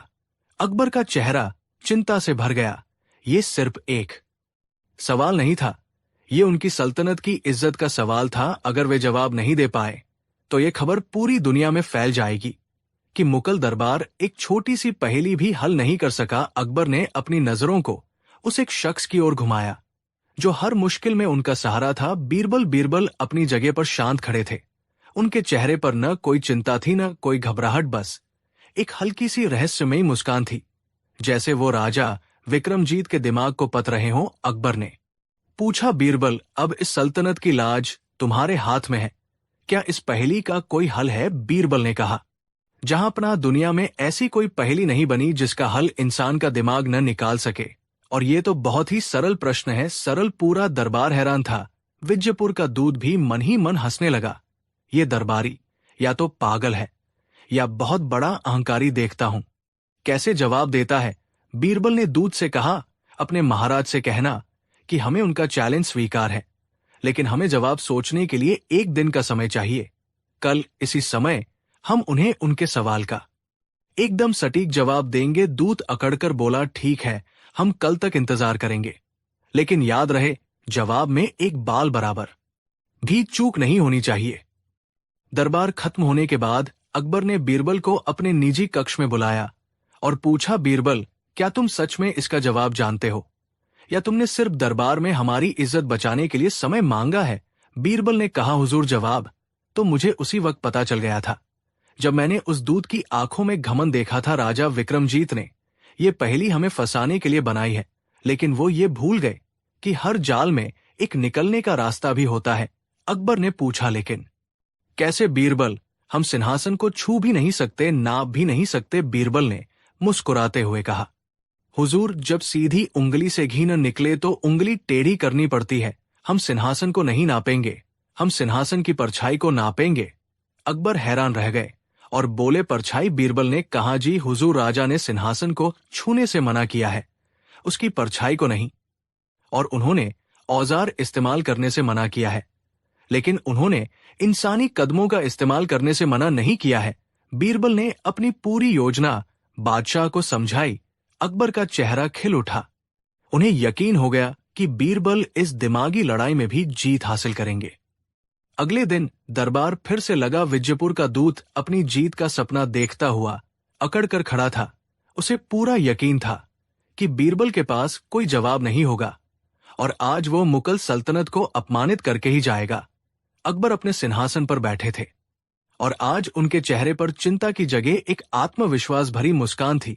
बीरबल ने पूछा, दूत महोदय, क्या आप अपने सवाल का जवाब सुनने के लिए तैयार है? दूत ने कहा, हम कब से तैयार है, बताइए। आपके शहंशाह का सिंहासन कितना लंबा और कितना चौड़ा है? बीरबल ने जवाब देने से पहले एक अजीब सी हरकत की। उन्होंने दरबार के मुख या द्वारपाल को बुलाया और पूछा, द्वारपाल जी, क्या आप बता सकते हैं कि कल जब ये दूत दरबार में आया था तो क्या ये सीधा मेरे पास आया था या पहले इसने बादशाह सलामत को प्रणाम किया था? द्वारपाल ने कहा, दीवान जी, इसने पहले बादशाह सलामत को झुककर प्रणाम किया था। बीरबल ने कहा, बहुत खूब। और जब इसने प्रणाम किया था तो क्या ये सिंहासन के ठीक सामने खड़ा था? द्वारपाल ने कहा, जी हुजूर, बिल्कुल सामने। बीरबल अब उस दूत की ओर मुड़े और बोले, दूत महोदय, अब आप अपनी जगह से हिलिएगा मत, बस वही खड़े रहिए। बीरबल ने फिर वजीर आला को बुलाया और उनके कान में कुछ कहा। वजीर आला मुस्कुराते हुए दरबार से बाहर चले गए। दूत को कुछ समझ नहीं आ रहा था कि ये सब क्या हो रहा है। थोड़ी देर बाद वजीर आला 2 सेवकों के साथ वापस आए। उनके हाथ में 2 बड़ी बड़ी मोमबत्तियां और आग जलाने का सामान था। बीरबल ने उन मोमबत्तियों को सिंहासन के दोनों ओर कुछ दूरी पर रखवा दिया और उन्हें जलवा दिया। दरबार के अंदर रोशनी कम थी, इसलिए मोमबत्तियों के जलते ही सिंहासन की एक विशाल और स्पष्ट परछाई दरबार के फर्श पर बनने लगी। अब बीरबल उस दूत के पास गए और मुस्कुराते हुए कहा, दूत महोदय, आपके राजा ने सिंहासन को नापने से मना किया था, उसकी परछाई को नहीं। अब आप जो अपने राजा के सबसे वफादार सेवक हैं, अपने ही कदमों से इस परछाई को नापेंगे। दूत हक्का बक्का रह गया। ये तो उसने सोचा ही नहीं था। उसने पूछा, मैं क्यों नापूं? बीरबल ने कहा, क्योंकि आप ही इस पहेली का जवाब है। जब कल आप सिंहासन के सामने खड़े थे तो आपकी लंबाई और सिंहासन की परछाई की लंबाई एक समान थी। आप जितने ऊंचे हैं, ये सिंहासन उतना ही चौड़ा है, और आपकी कमर की जितनी चौड़ाई है, ये सिंहासन उतना ही गहरा है। जाइए, अपने कदमों से नाप लीजिए और अपने राजा को बता दीजिए। ये सुनते ही पूरा दरबार ठाकों से गूंज उठा। क्या शानदार जवाब था! बीरबल ने न सिर्फ पहेली को हल किया, बल्कि उस राजा के ही दूत को अपने जवाब का हिस्सा बना लिया। दूत का चेहरा शर्म से लाल हो गया। उसके पास कोई चारा नहीं था। उसने कांपते कदमों से सिंहासन की परछाई को नापा। वो हैरान रह गया। बीरबल की बात एकदम सही थी। लेकिन बीरबल अभी रुके नहीं थे। उन्हें राजा विक्रमजीत के घमंड को पूरी तरह तोड़ना था। बीरबल ने कहा, दूत महोदय, अब जब आपको अपने सवाल का जवाब मिल गया है तो हमारी तरफ से भी अपने महाराज के लिए एक छोटा सा तोहफा और एक पहेली लेते जाइए। बीरबल ने एक संदूक मंगवाया। उस संदूक में एक मुट्ठी राख और एक मुट्ठी रेत रखी थी। बीरबल ने कहा, अपने महाराज से कहना कि इस संदूक में दो चीजें हैं, एक है ज्ञान और दूसरी है अहंकार। उन्हें पहचानना है कि कौन सी चीज ज्ञान है और कौन सी अहंकार, और हाँ, उन्हें यह भी बताना है कि दोनों में से किसकी कीमत ज्यादा है। दूत वो संदूक लेकर शर्मिंदा होकर विजयपुर लौट गया। जब राजा विक्रमजीत ने अपनी हार और बीरबल की नई पहेली के बारे में सुना तो उनका सिर चकरा गया। राख और रेत में ज्ञान और अहंकार क्या है? कई दिनों तक विजयपुर के दरबार में कोई भी इस पहेली को हल नहीं कर पाया। अंत में हारकर राजा विक्रमजीत को खुद अकबर के दरबार में आना पड़ा। उन्होंने अकबर से अपनी ईर्ष्या के लिए माफी मांगी और बीरबल से उस पहेली का जवाब पूछा। बीरबल ने मुस्कुराते हुए समझाया, महाराज, रेत जो है वो ज्ञान है। जैसे रेत के कण अनगिनत होते हैं वैसे ही ज्ञान भी अनंत है। आप जितना सीखते हैं उतना ही कम लगता है। और ये राख, ये अहंकार है। जब इंसान घमंड की आग में जलता है तो अंत में वह राख ही हो जाता है, उसकी कोई कीमत नहीं होती। इसलिए ज्ञान की कीमत हमेशा अहंकार से ज्यादा होती है। ये सुनकर राजा विक्रमजीत की आंखें खुल गई। उन्होंने बीरबल को गले लगा लिया और हमेशा के लिए अकबर से मित्रता का हाथ बढ़ा लिया। तो दोस्तों, देखा आपने बीरबल ने कैसे अपनी असाधारण सोच से एक असंभव लगने वाली चुनौती को न सिर्फ हल किया बल्कि दुश्मन को दोस्त भी बना लिया। इस कहानी से हमें 3 बहुत गहरी बातें सीखने को मिलती है। पहली, ये कि समस्या को अलग नजरिए से देखें। जब सीधा रास्ता बंद हो तो बीरबल की तरह टेढ़ा रास्ता अपनाना पड़ता है। उन्होंने सिंहासन को नहीं, उसकी परछाई को नापा। जीवन में भी कई बार हमें समस्या को एक अलग दृष्टिकोण से देखने की जरूरत होती है। दूसरी, ये कि घमंड का सिर नीचा होता है। राजा विक्रमजीत अपनी बुद्धि के घमंड में चूर थे, लेकिन अंत में उन्हें बीरबल के सामने झुकना ही पड़ा। कहानी 7। ये उन दिनों की बात है जब मुगल साम्राज्य अपने चरम पर था। अकबर की हुकूमत हिंदुस्तान के कोने कोने तक फैल चुकी थी। खजाने भरे हुए थे, सेना अजेय थी और प्रजा खुशहाल थी। हर तरफ जलालुद्दीन मोहम्मद अकबर की जय जयकार हो रही थी। धीरे धीरे इन तारीफों ने अकबर के दिमाग पर असर करना शुरू कर दिया। चापलूस दरबारियों ने आग में घी डालने का काम किया। वे हर रोज अकबर की शान में कसीदे पढ़ते, जहां अपना आप तो साक्षात ईश्वर का रूप है, हुजूर आपकी मर्जी के बिना तो पत्ता भी नहीं हिलता, आप सर्वशक्तिमान हैं। एक दिन दरबार लगा हुआ था। अकबर अपने मखमली सिंहासन पर बैठे थे। उनके चेहरे पर एक अजीब सा गुरूर था। उन्होंने दरबारियों की ओर देखा और एक ऐसा सवाल पूछा जिसने सबको चौंका दिया। अकबर ने पूछा, दरबारियों, हमें लगता है कि हम और ईश्वर एक समान हैं, बल्कि कभी कभी हमें लगता है कि हम ईश्वर से भी बड़े हैं। क्या तुम लोग हमारी इस बात से सहमत हो? दरबार में सन्नाटा छा गया। ये ईशनिंदा थी, लेकिन बादशाह के सामने कौन जुबान खोले? चापलूस दरबारियों ने मौका देखा और जी हुजूरी शुरू कर दी। बिल्कुल, जहां अपना आप तो धरती के भगवान है, खुदा तो आसमान में है, लेकिन आप हमारे सामने है, आप ही हमारे पालनहार है। अकबर का सीना गर्व से चौड़ा हो गया। उन्होंने अपनी नजरों को बीरबल की ओर घुमाया, जो चुपचाप अपनी जगह पर खड़े मुस्कुरा रहे थे। अकबर को बीरबल की ये खामोशी चुभ गई। अकबर ने पूछा, बीरबल, तुम चुप क्यों हो? क्या तुम्हें हमारी महानता पर शक है? बताओ हमें।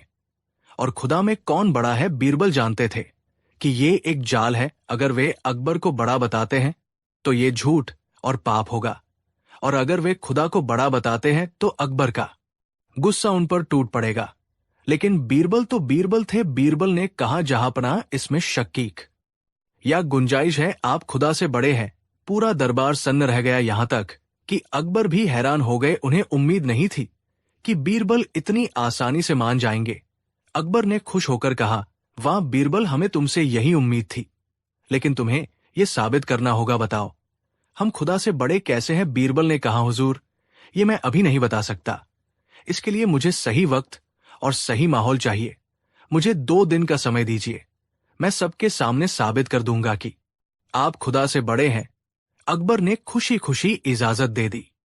2 दिन तक बीरबल दरबार नहीं आए। वे शहर की गलियों में घूमते रहे, कुछ ढूंढते रहे। उन्होंने एक कुम्हार से एक अजीब सी चीज बनवाई।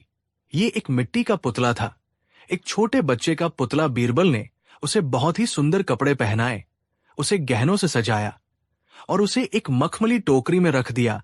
तीसरे दिन बीरबल दरबार में हाजिर हुए। उनके हाथ में वो टोकरी थी जिसे उन्होंने कपड़े से ढक रखा था। अकबर बेसब्री से इंतजार कर रहे थे। अकबर ने पूछा, आओ बीरबल, क्या तुम अपना जवाब लाए हो?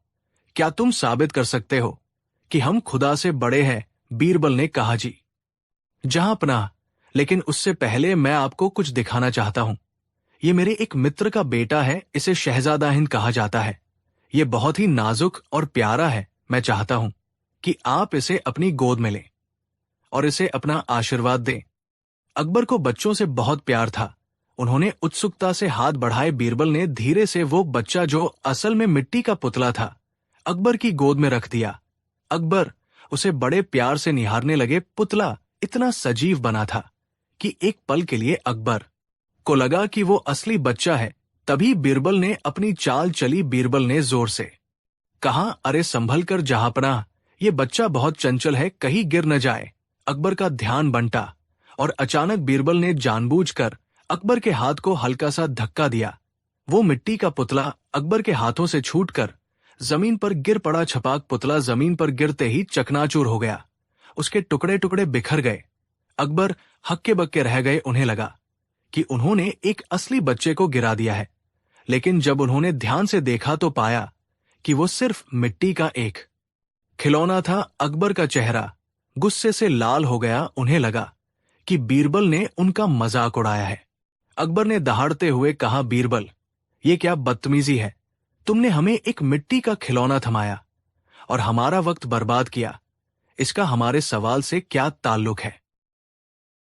बीरबल ने झुककर सलाम किया और बहुत ही शांत स्वर में बोले, गुस्ताखी माफ हो जहांपनाह, लेकिन यही तो मेरा जवाब है। देखिए, इस मिट्टी के पुतले को ये टूट गया, बिखर गया। अब मेरा सवाल आपसे है, क्या आप इस टूटे हुए पुतले को दोबारा जोड़ सकते हैं? क्या आप इसे वापस वैसा ही बना सकते हैं जैसा ये पहले था? अकबर ने झुरलाते हुए कहा, नहीं, ये मिट्टी है, एक बार टूट गई तो जुड़ नहीं सकती, इसे फेंकना ही पड़ेगा। बीरबल ने कहा, बिल्कुल हुजूर, आप इसे नहीं जोड़ सकते, आप इसे दोबारा नहीं बना सकते, लेकिन वो ऊपर वाला, वो खुदा, वो हम इंसानों को मिट्टी से बनाता है। हम टूटते हैं, बिखरते हैं, मरते हैं, और वो हमें फिर से मिट्टी में मिला देता है और फिर उसी मिट्टी से वो नया जीवन पैदा करता है। वो सृजनहार है, वो टूटे हुए को जोड़ सकता है, मरे हुए में जान डाल सकता है।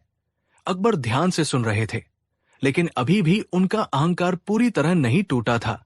अकबर ने कहा, तो इससे ये कैसे साबित हुआ कि हम खुदा से बड़े हैं? तुमने तो कहा था कि हम बड़े हैं। बीरबल ने मुस्कुराते हुए कहा, जी हुजूर, मैंने सच कहा था, आप खुदा से बड़े हैं, क्योंकि एक काम ऐसा है जो आप कर सकते हैं लेकिन खुदा नहीं कर सकता। पूरा दरबार सांस रोके खड़ा था। अकबर की आंखों में जिज्ञासा थी।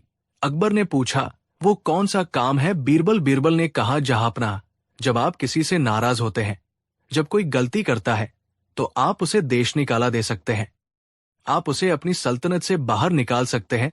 आप कह सकते हैं, जाओ, मेरे राज्य से बाहर चले जाओ। बीरबल एक पल रुके और फिर अपनी आवाज को गहरा करते हुए बोले, लेकिन वो बेचारा खुदा, वो ये नहीं कर सकता। ये पूरी कायनात, ये पूरी धरती, ये पूरा ब्रह्मांड उसी का बनाया हुआ है। अगर वह किसी से नाराज हो भी जाए तो उसे निकालेगा कहा। उसकी सल्तनत के बाहर तो कुछ है ही नहीं, हर जगह उसी का राज है। इसलिए निकालने की ताकत में आप उससे बड़े हैं, क्योंकि आपकी सल्तनत की एक सीमा है, लेकिन उसकी सल्तनत की कोई सीमा नहीं। बीरबल के इन शब्दों ने जैसे अकबर के दिल पर हथौड़े की चोट की। उसकी सल्तनत के बाहर कुछ है ही नहीं, इस एक वाक्य ने अकबर को उनकी औकात याद दिला दी। उन्हें समझ आ गया कि उनकी सल्तनत, जिस पर उन्हें इतना घमंड है, वो उस ईश्वर की अनंत सृष्टि का एक धूल के कण के बराबर भी नहीं है। अकबर का गुस्सा शांत हो गया, उनका अहंकार पिघलने लगा। वे अपने सिंहासन से नीचे उतरे। उन्होंने बीरबल के कंधे पर हाथ रखा। उनकी आंखों में अब गुस्सा नहीं बल्कि शर्मिंदगी और सम्मान था। अकबर ने कहा, बीरबल, आज तुमने हमारी आंखें खोल दी। हम अपनी झूठी शान में इतने अंधे हो गए थे कि हम ये भूल गए कि हम सिर्फ एक इंसान हैं। तुमने सही कहा, हम किसी को अपने राज्य से निकाल सकते हैं, क्योंकि हमारा राज्य छोटा है, सीमित है, लेकिन उस मालिक का राज्य अनंत है। हम उसके सामने कुछ भी नहीं है। अकबर ने दरबारियों की ओर मुड़कर कहा, आज से इस दरबार में कोई भी हमारी तुलना ईश्वर से नहीं करेगा। हम सिर्फ एक सेवक है, जिसे उस मालिक ने प्रजा की सेवा के लिए चुना है। और बीरबल, तुम सिर्फ हमारे मंत्री नहीं, हमारे सच्चे गुरु हो। उस दिन के बाद अकबर ने कभी अपने आप को ईश्वर के बराबर नहीं समझा। वे और भी दयालु और विनम्र हो गए। तो दोस्तों, देखा आपने बीरबल ने कितनी खूबसूरती से बिना बादशाह का अपमान किए उन्हें जीवन का सबसे बड़ा पाठ पढ़ा दिया। उन्होंने अकबर के ही सवाल को घुमाकर ऐसा जवाब दिया कि बादशाह का घमंड भी टूट गया और बीरबल की जान भी बच गई। इस कहानी से हमें 3 बड़ी बातें सीखने को मिलती है। पहली, ये कि घमंड का पतन निश्चित है। चाहे आप कितने भी शक्तिशाली क्यों न हो, अहंकार आपको विनाश की ओर ले जाता है। दूसरी, ये कि सच्चा दोस्त वही है जो आईना दिखाए। बीरबल चाहते तो चापलूसी करके इनाम पा सकते थे, लेकिन उन्होंने सच का रास्ता चुना और अपने दोस्त को गलत रास्ते पर जाने से रोका। और तीसरी, ये कि बुद्धि बल से बड़ी है। बीरबल ने तलवार नहीं उठाई, सिर्फ अपनी वाणी और तर्क से दुनिया के सबसे शक्तिशाली बादशाह को हरा दिया। आज के दौर में भी जब हम सफलता की सीढ़ियां चढ़ते हैं, तो अक्सर हमारे पैर जमीन छोड़ने लगते हैं। ऐसे में हमें बीरबल की ये कहानी याद रखनी चाहिए कि हम चाहे कितने भी बड़े बन जाएं, उस ऊपर वाले की कायनात में हम बहुत छोटे हैं। आपको बीरबल का ये जवाब कैसा लगा? क्या आपके पास भी कोई ऐसा किस्सा है जहां किसी ने अपनी बुद्धिमानी से घमंड तोड़ा हो? हमें कमेंट में जरूर बताएं। कहानी 8। दोस्तों, इतिहास गवाह है कि बादशाहों की सनक और उनकी जिद ने कई बार प्रजा को मुसीबत में डाला है।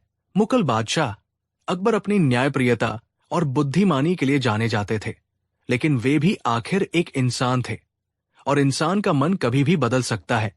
आज की कहानी अकबर के जीवन के एक ऐसे अध्याय के बारे में है जिसे इतिहासकार अक्सर भूल जाते हैं। एक ऐसा दिन जब बादशाह अकबर ने एक ऐसा तुगल की फरमान सुनाया जिसने पूरे आगरा शहर को अंधेरे में धकेल दिया। उन्होंने हुक्म दिया कि मेरे शहर की हर चीज को काला कर दो। आखिर क्यों दिया अकबर ने ऐसा अजीब हुक्म? क्या ये उनका पागलपन था या कोई गहरी साजिश? और जब पूरा शहर काले रंग में डूबने लगा, तब बीरबल ने कैसे बचाई आगरा की रौनक? ये कहानी आपको हंसाएगी भी और हैरान भी करेगी। तो चलिए चलते हैं उस दौर में जब बादशाह की जुबान से निकला हर शब्द कानून बन जाता था। जेठ का महीना था। आगरा में सूरज आग बरसा रहा था। गर्मी इतनी थी कि पक्षी भी पेड़ों की छाव छोड़ने को तैयार नहीं थे। शाही किले के अंदर भी गर्मी का असर साफ दिखाई दे रहा था। बादशाह अकबर अपने निजी कक्ष में आराम कर रहे थे, लेकिन उन्हें चैन नहीं मिल रहा था। उनके सिर में भयंकर दर्द था। हकीमों ने कई दवाइयां दी, लेकिन दर्द कम होने का नाम नहीं ले रहा था।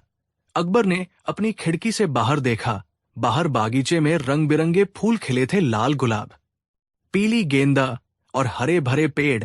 सूरज की तेज रोशनी इन रंगों पर पड़ रही थी और चमक रही थी। ये चमक अकबर की आंखों में चुभने लगी। अकबर ने झुंझलाकर पर्दा गिरा दिया और गुस्से में कहा, उफ, ये चमक, ये रंग, ये सब मेरे सिर के दर्द को और बढ़ा रहे हैं। जहां देखो वहां रंग ही रंग है, लाल पीला हरा। क्या कहीं शांति नहीं है? तभी वहां मुल्ला दो प्याजा और कुछ अन्य दरबारी हालचाल पूछने आए। मुल्ला दो प्याजा हमेशा बीरबल को नीचा दिखाने के मौके की तलाश में रहते थे। उन्होंने देखा कि बादशाह रंगों से परेशान है। मुल्ला दो प्याजा ने कहा, जहां पनाह लगता है, ये चकाचौंध आपकी तबीयत नासाज कर रही है। हकीम कहते हैं कि जब मन अशांत हो तो आंखों को अंधेरे या गहरे रंगों से सुकून मिलता है।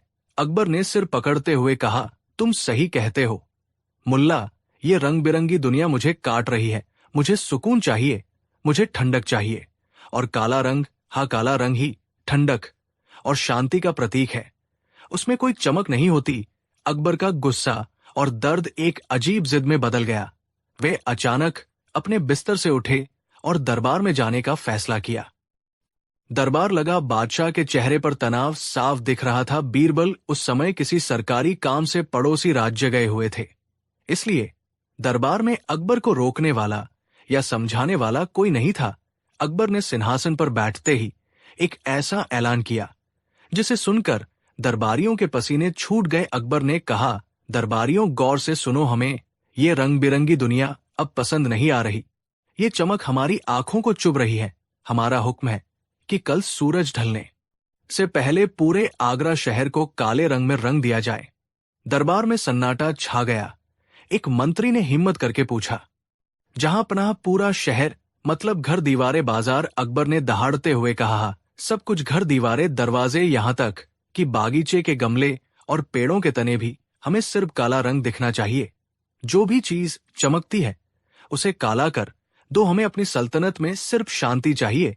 मुल्ला दो प्याजा ने सोचा कि यही मौका है बादशाह की नजरों में चढ़ने का। मुल्ला ने कहा, वाह क्या विचार है। जहां पनाह काला रंग तो गहराई और गंभीरता का प्रतीक है। इससे शहर में एकसारता आएगी, कोई अमीर नहीं कोई गरीब नहीं, सब काले रंग में एक समान दिखेंगे। ये तो एक क्रांतिकारी कदम है। अकबर ने मुल्ला की तारीफ सुनी और खुश हो गए। अकबर ने कहा, वज़राला, शाही खजाने का मुंह खोल दिया जाए। जितना भी काला रंग कोयला या स्याही बाजार में है सब खरीद लो और मुनादी करवा दो कि अगर किसी का घर कल शाम तक काला नहीं हुआ तो उसे कोड़े मारे जाएंगे। शाही फरमान जारी होते ही आगरा में अफरातफरी मच गई। सिपाही ढोल बजाकर मुनादी करने लगे कि सुनो सुनो सुनो, बादशाह का हुक्म है, सब कुछ काला करो। बेचारे गरीब लोग जिनके पास खाने के पैसे नहीं थे, वे काला रंग खरीदने के लिए दौड़े। बाजार में काले रंग की कीमत आसमान छूने लगी।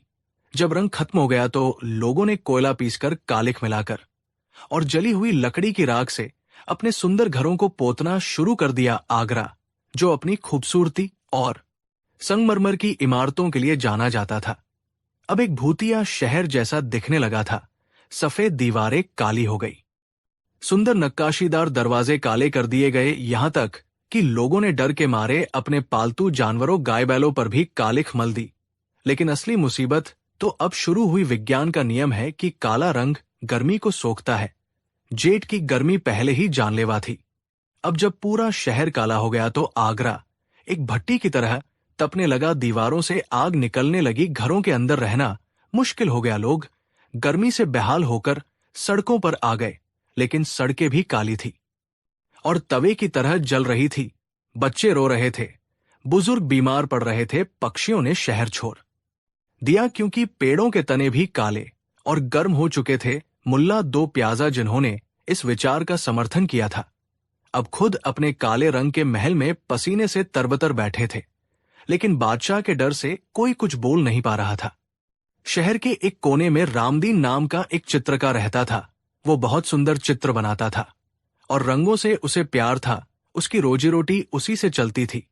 जब सिपाहियों ने उसे हुक्म दिया कि वो अपने सारे रंग फेंक दे और सिर्फ काले रंग का इस्तेमाल करे तो वो रो पड़ा। रामदीन ने कहा, हुजूर, अगर मैं सिर्फ काला रंग इस्तेमाल करूंगा तो फूल कैसे बनाऊंगा, इंद्रधनुष कैसे बनाऊंगा, मेरी कला मर जाएगी। सिपाही ने उसे धक्का दिया और कहा, कला गई भाड़ में, अगर जान प्यारी है तो काला रंग उठा। रामदीन ने रोते हुए अपनी रंग बिरंगी तस्वीरों पर कालिख पोत दी। उसकी आंखों के सामने उसकी दुनिया उजड़ रही थी। 2 दिन बाद बीरबल अपने दौरे से वापस लौटे। जैसे ही उन्होंने आगरा की सीमा में प्रवेश किया, वे हैरान रह गए। उन्हें लगा कि शायद वे रास्ता भटक गए हैं और किसी श्रापित नगर या शमशान में आ गए हैं। जहां तक नजर जाती थी सब कुछ काला और डरावना था। बीरबल ने अपने घोड़े को रोका और एक राहगीर से पूछा, भाई, ये कौन सा शहर है और यहां मातम क्यों मनाया जा रहा है? क्या कोई महामारी फैली है? राहगीर ने बीरबल को पहचाना और रोते हुए बोला, दीवान जी, आप आ गए, हमें बचा लीजिए। ये कोई मातम नहीं, ये बादशाह का हुक्म है। उन्होंने सब कुछ काला करवा दिया है। गर्मी से हमारे बच्चे मर रहे हैं, हमारा दम घुट रहा है। बीरबल ने पूरा माजरा समझा। उन्होंने देखा कि लोग गर्मी से तड़प रहे हैं। उन्होंने रामदीन चित्रकार को देखा जो अपनी काली हो चुकी दुकान के बाहर बैठा शून्य में घूर रहा था। बीरबल का दिल पसीज गया।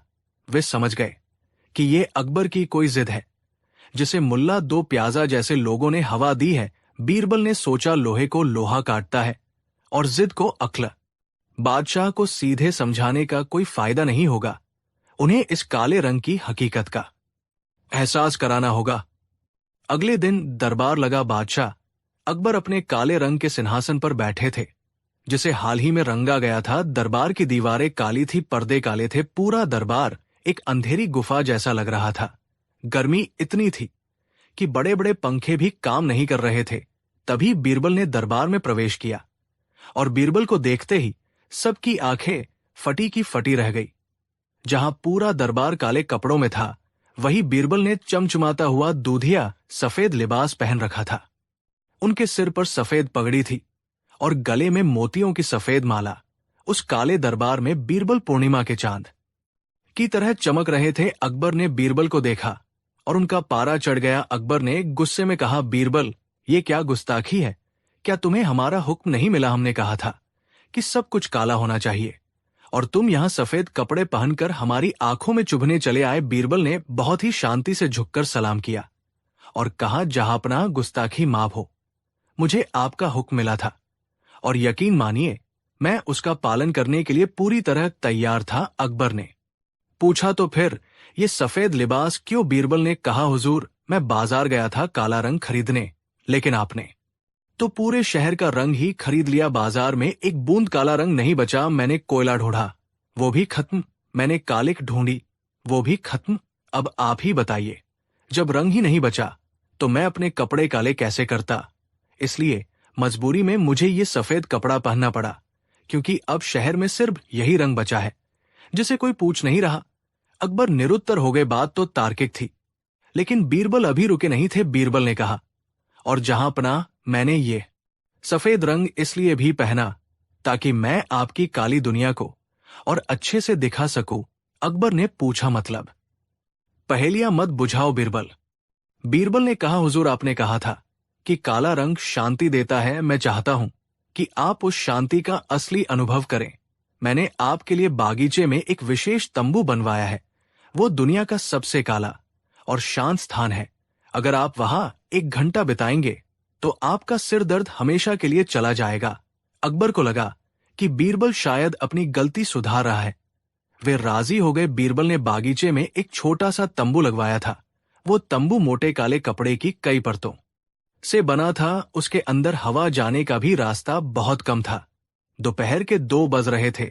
सूरज आग उगल रहा था। अकबर उस काले तंबू के अंदर गए। जैसे ही वे अंदर गए, बीरबल ने बाहर से पर्दा गिरा दिया। काला रंग होने के कारण तंबू ने सूरज की सारी गर्मी सोख ली थी। अंदर का तापमान बाहर से दोगुना था। वहां घुप अंधेरा था। 5 मिनट के अंदर ही अकबर का दम घुटने लगा। पसीने से उनके शाही कपड़े भीग गए। उन्हें ऐसा लगा जैसे वे किसी भट्टी या कब्र के अंदर है। शांति वहां तो बेचैनी का तूफान था। 10 मिनट बाद अकबर चिल्लाए, बीरबल, पहरेदारों, मुझे बाहर निकालो, यहां तो आग लगी है, मेरा दम घुट रहा है। बीरबल ने तुरंत पर्दा हटाया। अकबर बाहर निकले। उनका चेहरा लाल था और वे बुरी तरह हाँफ रहे थे। उन्होंने ठंडी हवा का एक गहरा सांस लिया। अकबर ने गुस्से में कहा, बीरबल, तुम मेरी जान लेना चाहते थे। वो तंबू था या जहन नुम? वहां इतनी गर्मी क्यों थी? बीरबल ने पानी का गिलास बादशाह को दिया और मुस्कुराते हुए बोले, जहांपनाह, यही तो काले रंग की फितरत है। काला रंग रोशनी को नहीं बल्कि गर्मी को सोखता है। आपने पूरे शहर को उसी काले तंबू में बदल दिया है। सोचिए, आप तो सिर्फ 10 मिनट में बाहर आ गए, लेकिन आपकी प्रजा पिछले 2 दिनों से इसी जहन्नुम में रह रही है। उनके छोटे छोटे घरों में जो अब काले हो चुके हैं, बच्चे और बुजुर्ग कैसे जी रहे होंगे? अकबर सन्न रह गए। उन्हें अपनी गलती का एहसास हुआ। बीरबल ने आगे कहा, और हुजूर, आप कहते हैं कि आपको रंगों से नफरत है, लेकिन जरा सोचिए, अगर दुनिया में सिर्फ काला रंग होता तो हम रोशनी की पहचान कैसे करते? हीरा इसलिए चमकता है क्योंकि वह काले कोयले के बीच होता है। तारे इसलिए सुंदर लगते हैं क्योंकि आसमान काला होता है। और ये सफेद लिबास इसलिए चमक रहा है क्योंकि आपके दरबार की दीवारें काली है। रंग ही जीवन है हुजूर। एक राजा का काम अपनी प्रजा की जिंदगी में रंग भरना है, उन पर कालिक पोतना नहीं। अकबर ने चारों तरफ देखा।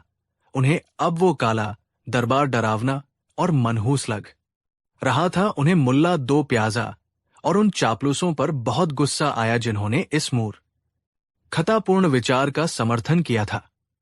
अकबर ने बीरबल के कंधे पर हाथ रखा। उनकी आंखों में शर्मिंदगी थी। अकबर ने कहा, बीरबल, तुम सच कहते हो।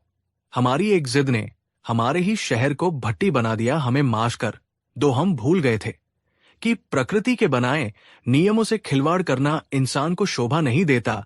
अकबर ने तुरंत नया फरमान जारी किया। अकबर ने कहा, इसी वक्त शाही खजाना खोला जाए, शहर के हर नागरिक को मुफ्त में चूना और रंग दिया जाए, हमारे शहर को वापस सफेद, लाल, पीला और हरा बनाया जाए, और हाँ, रामदीन चित्रकार को दरबार में बुलाया जाए। हम उससे अपनी तस्वीर बनवाएंगे और उसे मुंहमांगा इनाम देंगे। मुल्ला दो प्याजा और अन्य दरबारी सिर झुकाए खड़े थे। शाम होते होते आगरा के लोग बाल्टियां लेकर निकले। उन्होंने अपने घरों की कालिख धोई और दोबारा रंगरोगन शुरू किया। अगली सुबह जब सूरज निकला तो आगरा फिर से मुस्कुरा रहा था। सफेद संगमरमर चमक रहा था और बागीचे के फूल फिर से खिल उठे थे। तो दोस्तों, इस तरह बीरबल ने अपनी सूझबूझ से न सिर्फ बादशाह का अजीब हुक्म बदलवाया, बल्कि पूरे शहर को एक बड़ी मुसीबत से बचाया। इस कहानी से हमें बहुत महत्वपूर्ण बातें सीखने को मिलती है। पहली, ये कि प्रकृति का सम्मान करना चाहिए। कुदरत ने दुनिया को रंगीन बनाया है और हर रंग का अपना महत्व है। हम प्रकृति के नियमों के खिलाफ जाकर खुश नहीं रह सकते। दूसरी, ये कि विविधता में सुंदरता है। जैसे सिर्फ काला रंग बोरिंग और कष्टदायक होता है, वैसे ही जीवन में भी अगर सब कुछ एक जैसा हो जाए तो मजा खत्म हो जाता है। अलग अलग विचार और अलग अलग रंग ही दुनिया को खूबसूरत बनाते हैं।